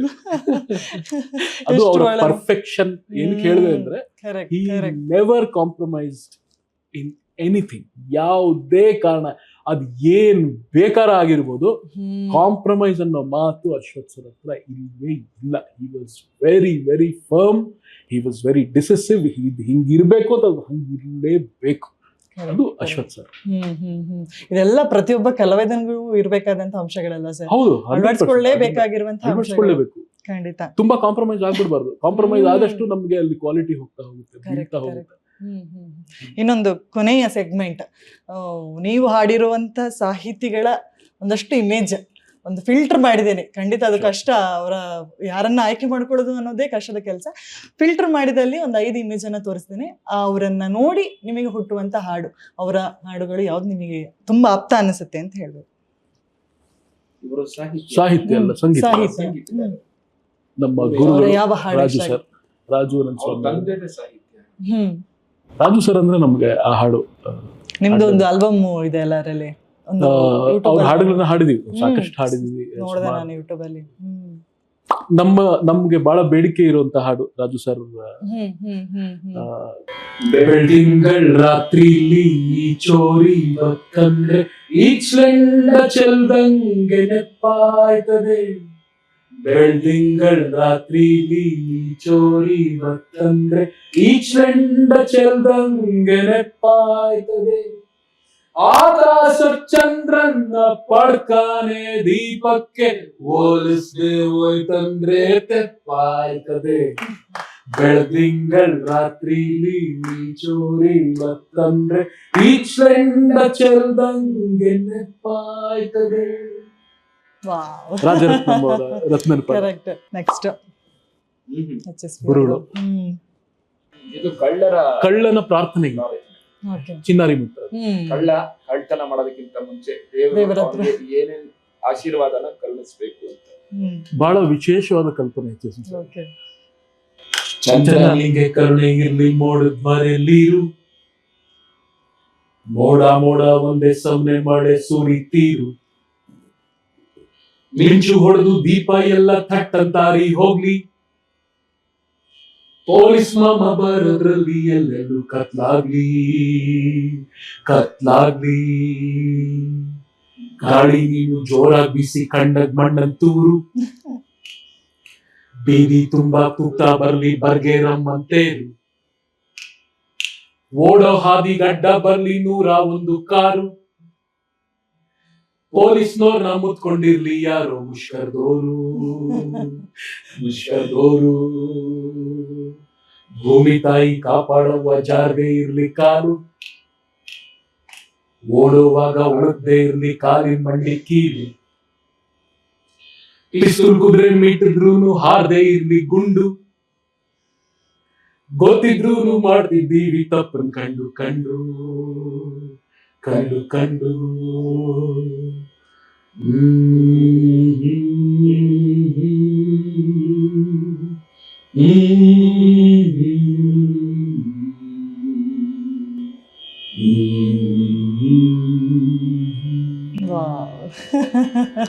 ಇದು ಅವರ ವೈಶಿಷ್ಟ್ಯತೆ ಅಲ್ವಾ? ಅಕ್ಷರದ ಜೊತೆ ಆಡೋದಂದ್ರೆ ಕಾಮಿಡಿ ಎಷ್ಟು ಚೆನ್ನಾಗಿದೆ.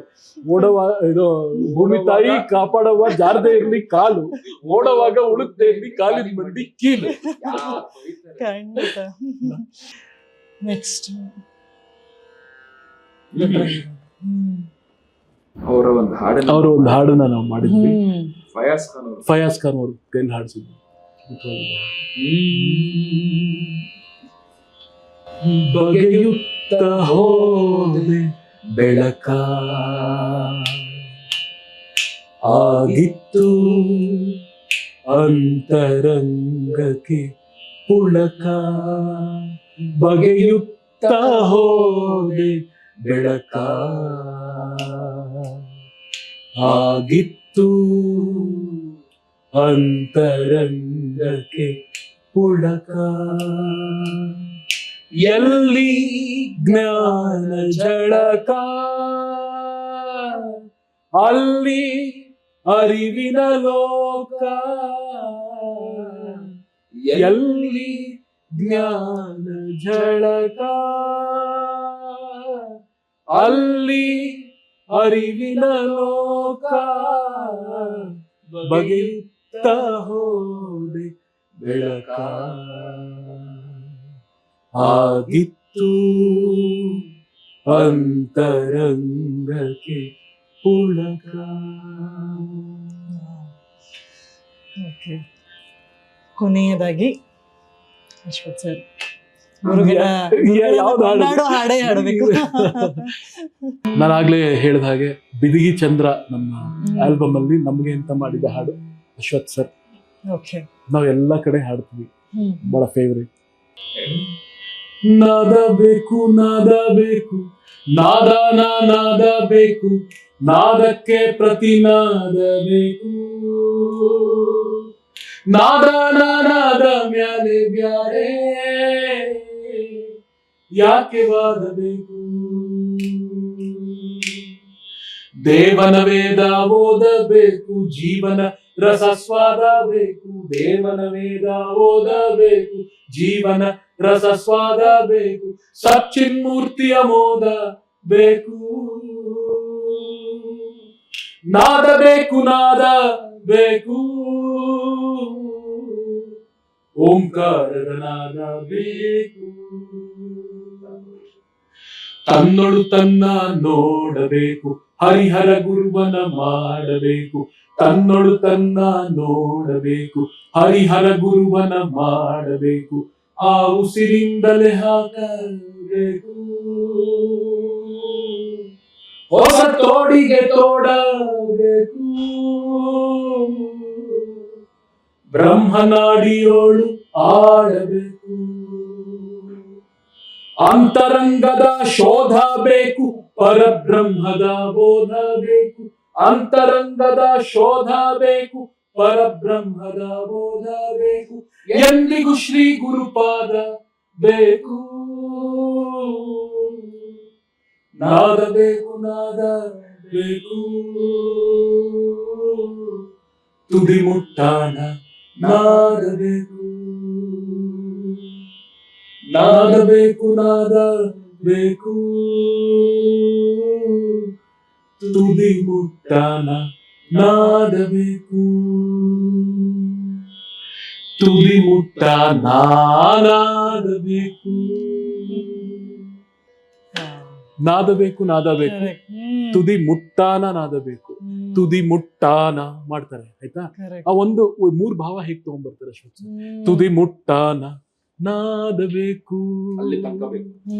ತುದಿ ಮುಟ್ಟಾನ ನಾದ ಬೇಕು, ತುದಿ ಮುಟ್ಟ ನಾನಾದಬೇಕು, ನನ್ನನ್ನ ನಾನು ನಾದ್ಕೋಬೇಕು, ತುದಿ ಮುಟ್ಟ ನಾನಾದಬೇಕು, ನಾನ್ ನಾದಬೇಕು. ನಾದನೂ ಆಗುತ್ತೆ, ನಾದುವಂತದ್ದು ಸೊ ಇದು ಬೇಂದ್ರೆ ಅವರ ಸಾಹಿತ್ಯ, ಶಬ್ದಗಾರುಡಿಗನ ಗಾನಗಾರುಡಿಗನ ಇಬ್ಬರು ಗಾರುಡಿಗರ ಸಂಯೋಜನೆ. ಅದ್ಭುತವಾಗಿ ಹೇಳಿದ್ರಿ ಸರ್. ಇನ್ನು ಕೊನೆಯದಾಗಿ ಈ ರಂಗದಲ್ಲಿ ಇರೋರು ಅಂದ್ರೆ ಎಸ್ಪೆಷಲಿ ಸಂಗೀತದಲ್ಲದೆ ಬೇರೆ ಯಾವ್ದಾದ್ರು ಒಂದು ಆಸಕ್ತಿ ಇದೆಯಾ ಅಂತ ಕೇಳಿದ್ರೆ ನಿಮ್ಮಲ್ಲಿ ಕ್ರಿಕೆಟ್ ಇದೆ ಅಂತ ಕೇಳ್ಪಟ್ಟೆ. ಕ್ರಿಕೆಟ್ ಅಲ್ಲಿ ಆಸಕ್ತಿ ಇದೆ, ಅದಕ್ಕೊಂದೇನೋ ಹಿನ್ನೆಲೆ ನಾನು ಫೇಸ್ಬುಕ್ ಅಲ್ಲಿ ಸರ್ಚ್ ಮಾಡಿದಾಗ ಒಂದು ಸಿಕ್ತು, ನೀವೊಂದು ಹಾಡನ್ನ ಕಂಪೋಸ್ ಮಾಡಿದ್ದು ಒಂದು ಟ್ರೆಂಡ್ ಆಗಿರೋದು. ಸೊ ಅದ್ರ ಬಗ್ಗೆ ಮಾತಾಡ್ಬೇಕು ಸರ್, ಯಾಕಂದ್ರೆ ಕ್ರಿಕೆಟ್ ಪ್ರೇಮಿಗಳು ಎಷ್ಟು ಜನ ಯಾವ ರೀತಿಯಾಗಿದ್ದಾರೆ ಹೇಳಿದ್ರೆ, ಸಾಹಿತಿಗಳಾದ ಸತೀಶ್ ಬೆಳ್ಳೂರ್ ಇದಾರಲ್ಲ, ಕಾನ್ವರ್ಸೇಷನ್ ಚೇಂಜ್ ಆಗ್ತಿದೆ ನೋಡಿ. ಸತೀಶ್ ಬೆಳ್ಳೂರ್ ಅವರು ಕನ್ನಡದ ಕ್ರಿಕೆಟಿಗರ ಮೇಲೆ 10 ಕವನಗಳನ್ನ ಬರೆದರು. ಅವರು ನಮ್ಮ ಕರ್ನಾಟಕದಿಂದ ಬಂದಂತ ಎಲ್ಲ GR ವಿಶ್ವನಾಥ್ ಅವರಾಗಿರ್ಬೋದು, ಆಮೇಲೆ ಕುಂಬ್ಳೆ, ಶ್ರೀನಾಥ್, ವೆಂಕಟೇಶ್ ಪ್ರಸಾದ್, ಸುನಿಲ್ ಜೋಶಿ, ಇಷ್ಟು ಜನನು ಸೇರಿಸ್ಕೊಂಡು 10 ಕವಿತೆಗಳು, ರಾಹುಲ್ ದ್ರಾವಿಡ್, ಎಲ್ಲರ ಬಗ್ಗೆ. ಅದರಲ್ಲಿ ಒಂದು ಸಮ್ಮರಿ ಸಾಂಗ್, ಒಂದು ನಾಡಗೀತೆ ತರ ಮಾಡಿದ್ರು. ಅದಾದ್ಮೇಲಿಂದ ಇನ್ನು 9 ಹಾಡು ಒಬ್ಬೊಬ್ಬ ಕ್ರಿಕೆಟಿಗಿನ ಮೇಲೆ, ಹೌಸ್ ಆಟ್ ಅಂತ ಆಲ್ಬಮ್ ಅದು. ಅದರಲ್ಲಿ ಅವರ ವ್ಯಾಖ್ಯಾನ ಕೂಡ ಇದೆ. ಅದಕ್ಕೆ ನಮ್ಮ ಚಾಲೆಂಜ್ ಏನಂದ್ರೆ, ಅವ್ರ ಜೊತೆ ಇನ್ನೊಬ್ರು ಸುರೇಶ್ ಅಂತ, ಅವರು ಪ್ರೊಡ್ಯೂಸರ್ ಆಫ್ ದ ಆಲ್ಬಮ್. ಅವ್ರೇನ್ ಹೇಳಿದ್ರು, ನೋಡಿ ನೀವು ಸಾಹಿತ್ಯ ಅಂದ್ಬಿಟ್ಟು ನೀವು ಸಿಕ್ಕಾಬಿಟ್ಟ ಸಿತಾರು ಮತ್ತೆ ಫ್ಲೂಟು ಎಲ್ಲ ಹಾಕ್ಬಿಟ್ಟು ಅದನ್ನ ಬೇರೆ ತರ ಮಾಡೋಂಗಿಲ್ಲ. ನೀವು ನಿಮ್ಮ ನಾರ್ಮಲ್ ಜಾನರ್ ಇಂದ ನೀವು ಹೊರಗಡೆ ಬಂದು ಮಾಡ್ಬೇಕು, ನೀವು ಎಕ್ಸ್ಪೆರಿಮೆಂಟ್ ಮಾಡ್ಬೇಕು. ಅದು ಕೇಳುಗನಿಗೆ ಅದು ಬೇರೆ ತರನೇ ಕೇಳಿಸ್ಬೇಕಂದ್ರೆ ಕ್ರಿಕೆಟ್ ಅಂದ್ಮೇಲೆ ಅದಕ್ಕೆ ಬೇಕಾದಂತ ಅದಕ್ಕಿರೋ ಆಡಿಯನ್ಸ್ ಬೇರೆ, ಕ್ರಿಕೆಟ್ ಆಡಿಯನ್ಸ್ ಕೇಳೋ ತರ ನೀವು ಹಾಡ್ ಮಾಡ್ಬೇಕು ಅಂತ. ಸೊ ಅಲ್ಲಿ ನಮ್ಗೆ ಹೊಳದದ್ದು, ನಮಗೆ ಪಾಪ್ ಮಾಡಿದ್ವಿ, ರೆಗೆ ಮಾಡಿದ್ವಿ, ಆಮೇಲೆ ಬ್ಲೂಸ್ ಮಾಡಿದ್ವಿ, ಜಾಜ್ ಮಾಡಿದ್ವಿ, ರಾಕ್ ಮಾಡಿದ್ವಿ. ಅದ್ರ ಆರ್ಕೆಸ್ಟ್ರೇಷನ್ ನಮ್ಮ ಶಾಡ್ರಕ್ ಸಾಲಮನ್ ಅದಕ್ಕೆ ಆರ್ಕೆಸ್ಟ್ರೇಟ್ ಮಾಡಿದ್ರು. ಅದ್ಭುತವಾದಂತ ಒಂದು ಆಲ್ಬಮ್ ಅದು, ಹೌಸಾಟ್ ಅಂತ ಕೇಳ್ಬಹುದು, ಇದ್ರಲ್ಲಿದೆ. ಸೊ 10 ಹಾಡುಗಳನ್ನ ಸತೀಶ್ ಬೆಳ್ಳೂರ್ ಅವ್ರು ಮಾಡಿದ್ರು, ಅದನ್ನ ಮಾಡಿ ಅದನ್ನ ಬಿಡುಗಡೆ ಮಾಡಿದ್ರು ಕೂಡ. ಒಂದು ನಮ್ಮ ವೀಕ್ಷಕರಿಗೋಸ್ಕರ. ವಿಕೆಟ್ ಹಿಂದೆ ನಿಂತನಲ್ಲ ಹೊಂಚು ಹಾಕುತ್ತಾ, ಇಲಿಯ ಹಿಡಿಯುವ ಬೆಕ್ಕಿನಂತೆ ಸಂಚು ಮಾಡುತ್ತಾ, ತಂಡದಲ್ಲಿ ಕಿರ್ಮಾನಿಯ ಪಾತ್ರ ಹಿರಿದು, ಈ ತಂಡದಲ್ಲಿ ಕಿರ್ಮಾನಿಯ ಪಾತ್ರ ಹಿರಿದು, ಇವನೊಬ್ಬನಿರುವ ಆಟವು, ಇವನೊಬ್ಬನಿಲ್ಲದಿರುವ ಆಟವೇ ಬರಿದು. ಮತ್ತೆ ಅದೇ ಚೆನ್ನಾಗಿದೆ, ಹೇಳಿರೋದೇ ಚೆನ್ನಾಗಿದೆ, ಕರೆಕ್ಷನ್ ಮಾಡ್ಕೊಂಡು ಹೇಳೋ ತರದ ಅದೆಲ್ಲ ಡ್ರಾಮ್ಯಾಟಿಕ್ಸ್ ಎಲ್ಲ ಆಡ್ಬೋದು. ವಿಕೆಟ್ ಹಿಂದೆ ನಿಂತನಲ್ಲ ಹೊಂಚು ಹಾಕುತ್ತಾ, ಇಲಿಯ ಹಿಡಿಯುವ ಬೆಕ್ಕಿನಂತೆ ಸಂಚು ಮಾಡುತ್ತಾ. ಮೂಲ ಡ್ರಾಮಾನೇ ಶುರು, ಅದು ಬಿಟ್ಟು ಹೋಗಲ್ಲ. ಸೊ ಹಾಗಾದ್ರೆ ಕಮಿಂಗ್ ನಿಮ್ಮ ಥಿಯೇಟರ್ ಜರ್ನಿ, ಸೊ ಇವತ್ತು ಕೂಡ ಸೇರಿದೊಂದು ನಾಟಕ ಇದೆ ಅಂತ ಹೇಳಿದ್ರಿ. ಸೊ ಈ ಥಿಯೇಟರ್ ಏಕೆ ಅಟ್ರಾಕ್ಷನ್ ಆಯ್ತು ಅಂತ? ಯಾಕೆಂದ್ರೆ ಸಂಗೀತ ಅನ್ನೋದೇ ಬೇರೆ, ಓಕೆ, ಎಲ್ಲ ಭಾವಗಳನ್ನ ಸೇರ್ಕೊಂಡು ಅಲ್ಲಿ ಕೂಡ ಅಭಿನಯ ಮಾಡುವಂಥದ್ದು ಇರುವಂಥದ್ದು ನವರಸಗಳ ಸಂಯೋಗ ಅಂತಾನೆ ಹೇಳ್ಬೋದು. ಸೊ ಈ ಶೇಡ್ ಯಾಕೆ ಸ್ಟಾರ್ಟ್ ಆಯ್ತು ಅಂತ ಹೇಳಿ. ಅವನದೊಂದು ಕತೆ ಇದೆ, ನಂದೊಂದು ಕತೆ ಇದೆ. ಸೊ ಇವನ್ ಕತೆ ಏನಂದ್ರೆ ನ್ಯಾಚುರಲ್ ಆಗಿ ನನ್ಗೆ ಕಾಲೇಜ್ ನಲ್ಲಿ ಎಲ್ಲ ನಾಟಕ ಮಾಡುದು. ನಾನ್ ಮೊದಲು ಮಾಡಿದ್ದು ನಾಟಕ ಅಮ್ಮ ಅವ್ರ ಗಂಡ ಅಂತ, ಅದರಲ್ಲಿ ಒಂದು ಜೆಂಟಲ್ ಮ್ಯಾನ್ ಅಂತ ಒಂದು ಪಾತ್ರ ಬರುತ್ತೆ, ಅದನ್ನ ಮಾಡಿದೆ. ಆಮೇಲೆ ಕಾಲೇಜ್ ನಲ್ಲಿ ಮೋನೋ ಆಕ್ಟಿಂಗ್ ಆಗಿರ್ಬೋದು, ಸೊ ಆಮೇಲೆ ಮೈಮ್ ಆಗಿರ್ಬೋದು, ಸುಮಾರು ಇದೆಲ್ಲ ಏನಂದ್ರೆ ಒಂದು ಹುಚ್ಚು, ಎಲ್ಲಾ ಕಾಂಪಿಟೇಷನ್ ಅಲ್ಲೂ ಪ್ರೈಸ್ ತೆಗಿಬೇಕು ಅನ್ನೋದು ಒಂದು ಧ್ಯೇಯ ಇತ್ತು, ಅಂಡ್ ತೆಗೆದೆ ಕೂಡ. ನನಗೆ 97-98 ಸಾಲಿನ BHS ಕಾಲೇಜಲ್ಲಿ 24 ಪ್ರೈಸ್ ಬಂದಿತ್ತು ಆ ವರ್ಷ. 24 ಪ್ರೈಸ್. ಅದ್ರ ಜೊತೆಗೆ ಒಂದು ದೊಡ್ಡ ಶೀಲ್ಡ್ ಕೊಟ್ಟು, ಅಂಜಲಿ ಸಾಂಸ್ಕೃತಿಕ ವಿಜಯಿ ಅಂತ ನನಗೆ ಒಂದು ದೊಡ್ಡ ಶೀಲ್ಡ್ ಅನ್ನ BV ನಾರಾಯಣ ರಾವ್ ಅವರು ನಮ್ಗೆ ಕೊಟ್ಟಿದ್ರು. ಅದೊಂದು ನೆನಪು. ಸೊ ಹಾಗೆ ನನ್ಗೆ BHS ಕಾಲೇಜಿಂದ ಬಂತು. ಆಮೇಲೆ ನಾನು ಹೇಳಿದಂಗೆ ಸ್ನೇಹ ಸಮೂಹ ಅಂತ ಇನ್ನೊಂದು ನಾಟಕ ತಂಡ, ಅವರು ನಮಗೆ ಸಾಕಷ್ಟು ಅವರೊಂದಿಗೆ ನಾಟಕಗಳನ್ನ ಶುರು ಮಾಡ್ತಾ ನಾನು ಥಿಯೇಟರ್ ಎಂಟರ್ ಆದೆ. ಈ ಒಂದು ಬೇರೆ ಕಥೆ.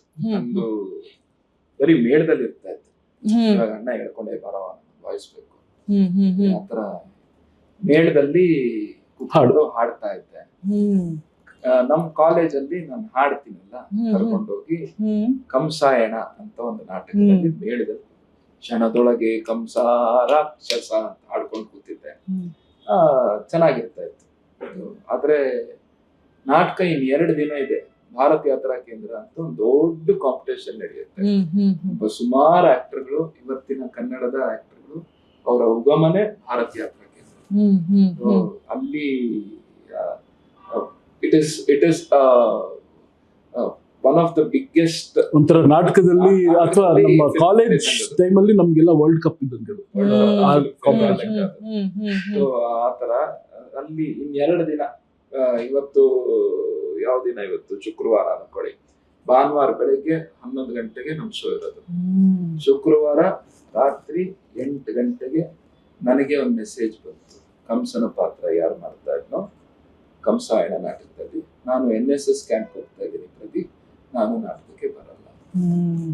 ಸೊ ಅವಾಗ ಎಲ್ಲರಿಗೂ ಹಾರ್ಟ್ ಬ್ರೇಕ್ ಆಗುತ್ತೆ. ಕಾಲೇಜು ತುಂಬಾ ಇನ್ವೆಸ್ಟ್ ಮಾಡಿದೆ. ಅದು ಯಾವ ಕಾಲೇಜು ಅಷ್ಟೊಂದು ಇನ್ವೆಸ್ಟ್ ಮಾಡಲ್ಲ, ನಮ್ ಕಾಲೇಜ್ ತುಂಬಾ ಪ್ರೋತ್ಸಾಹ ಮಾಡ್ತಾ ಇತ್ತು. ಸಡನ್ ಆಗಿ ಕೌತಾರ್ ಸರ್ ಡೈರೆಕ್ಟರ್ ಏನ್ ಮಾಡೋದು ಅಂತ ಯೋಚನೆ ಮಾಡ್ತಾ ಇರ್ಬೇಕಾದ್ರೆ ನಾನು ಗುಂಡಾಗೆ ಕಂಡುಬಿಟ್ಟೆ. ಶನಿವಾರ ಬೆಳಿಗ್ಗೆಯಿಂದ ಶನಿವಾರ ರಾತ್ರಿ, ಇನ್ಫ್ಯಾಕ್ಟ್ ಮಧ್ಯರಾತ್ರಿ ತನಕ ನನ್ನ ಕೈಲಿ ಆಗಲ್ಲ ಸರ್, ಫಸ್ಟ್ ಮೊದಲು ಆಗುತ್ತೆ ಅನ್ನೋದನ್ನ ನಂಬು ಅಂತ ಹೇಳಿ ರುಬ್ಬಿ ನಂತರ ಆರ ತನ್ನ ಭಕ್ತರ ಹೊರೆಯಂತೆ ಮಾಡುವ ಇದು ನೋಡುವ ಬಿಸಿಲಿಯ ಚಿನ್ನದಂತೆ, ಅದು ನೋಡುವ ಚಂದ್ರನಂತೆ, ಇದು ನೋಡುವ ಕಬ್ಬಿನ ಕೋಲಿನಂತೆ ಎಲ್ಲಾ ರೀತಿ ಮಿಕ್ಸ್ ಮಾಡೋ ಕೆಲಸ ಸ್ಟಾರ್ಟ್ ಆಯ್ತು. ಮಾಡಿ ಮಾರನೇ ದಿನ ಬೆಳಿಗ್ಗೆ 11 ಗಂಟೆಗೆ ರೆಡಿ ಮಾಡಿ ಕೂಡ್ಸಿದ್ರು. ರಾತ್ರಿ ಎಲ್ಲ ನಿದ್ದೆ ಇಲ್ಲ ನನಗೆ, ಭಯದಲ್ಲಿ. ಇಷ್ಟ ದಿನ ಹಾಡು ಹೇಳ್ತಾ ಇದ್ದಂಗೆ ಸಡನ್ ಆಗಿ ಕಂಸಾಯಣದಲ್ಲಿ 80% ಬರೀ ಕಂಸನ್ ಡೈಲಾಗ್ ಇರೋದು, ಇಷ್ಟಪ್ಪ ಬುಕ್ ಅದು. ಏನ್ ಮಾಡ್ತೀರಾ, ಬೈ ಹಾರ್ಟ್ ಮಾಡ್ಕೊಂಡು ನಾಟಕ ಸ್ಟೇಜ್ ಹತ್ತದವನೇ ಅಲ್ಲ, ಯಾವಾಗ್ಲೂ ಸ್ಟೇಜಿನ ಒಂದ್ ಕೊನೆಯಲ್ಲಿ ಕೂತ್ಕೊಂಡು ಏನ್ ಗುರು ಹಿಂಗೆ ಯಾಕೆ ಮಾಡ್ತಾನೆ ಅಂತ ಮಾತಾಡ್ತಿದ್ರು. ಸರಿ ನನ್ನನ್ ಕರ್ಕೊಂಡ್ಬಂದು ಮೇನ್ ಲೀಡ್ ಅಲ್ಲಿ ಕೂಡಿಸ್ಬಿಟ್ರು. ಸರಿ ಕೃಷ್ಣ ಕೃಷ್ಣ ಶುರು ಆಗುತ್ತೆ ಸರಿ ಮಾಡ್ಬಿಟ್ಟೆ.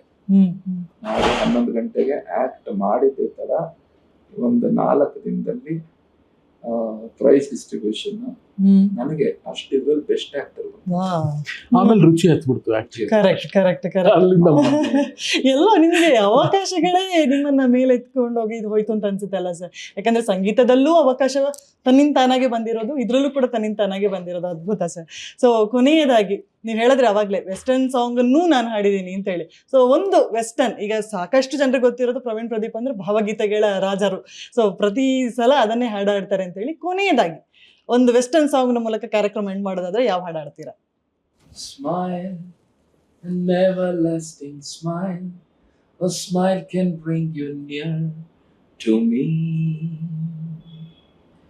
Don't err, do let me find you gone, 'cause that would bring in tears to me.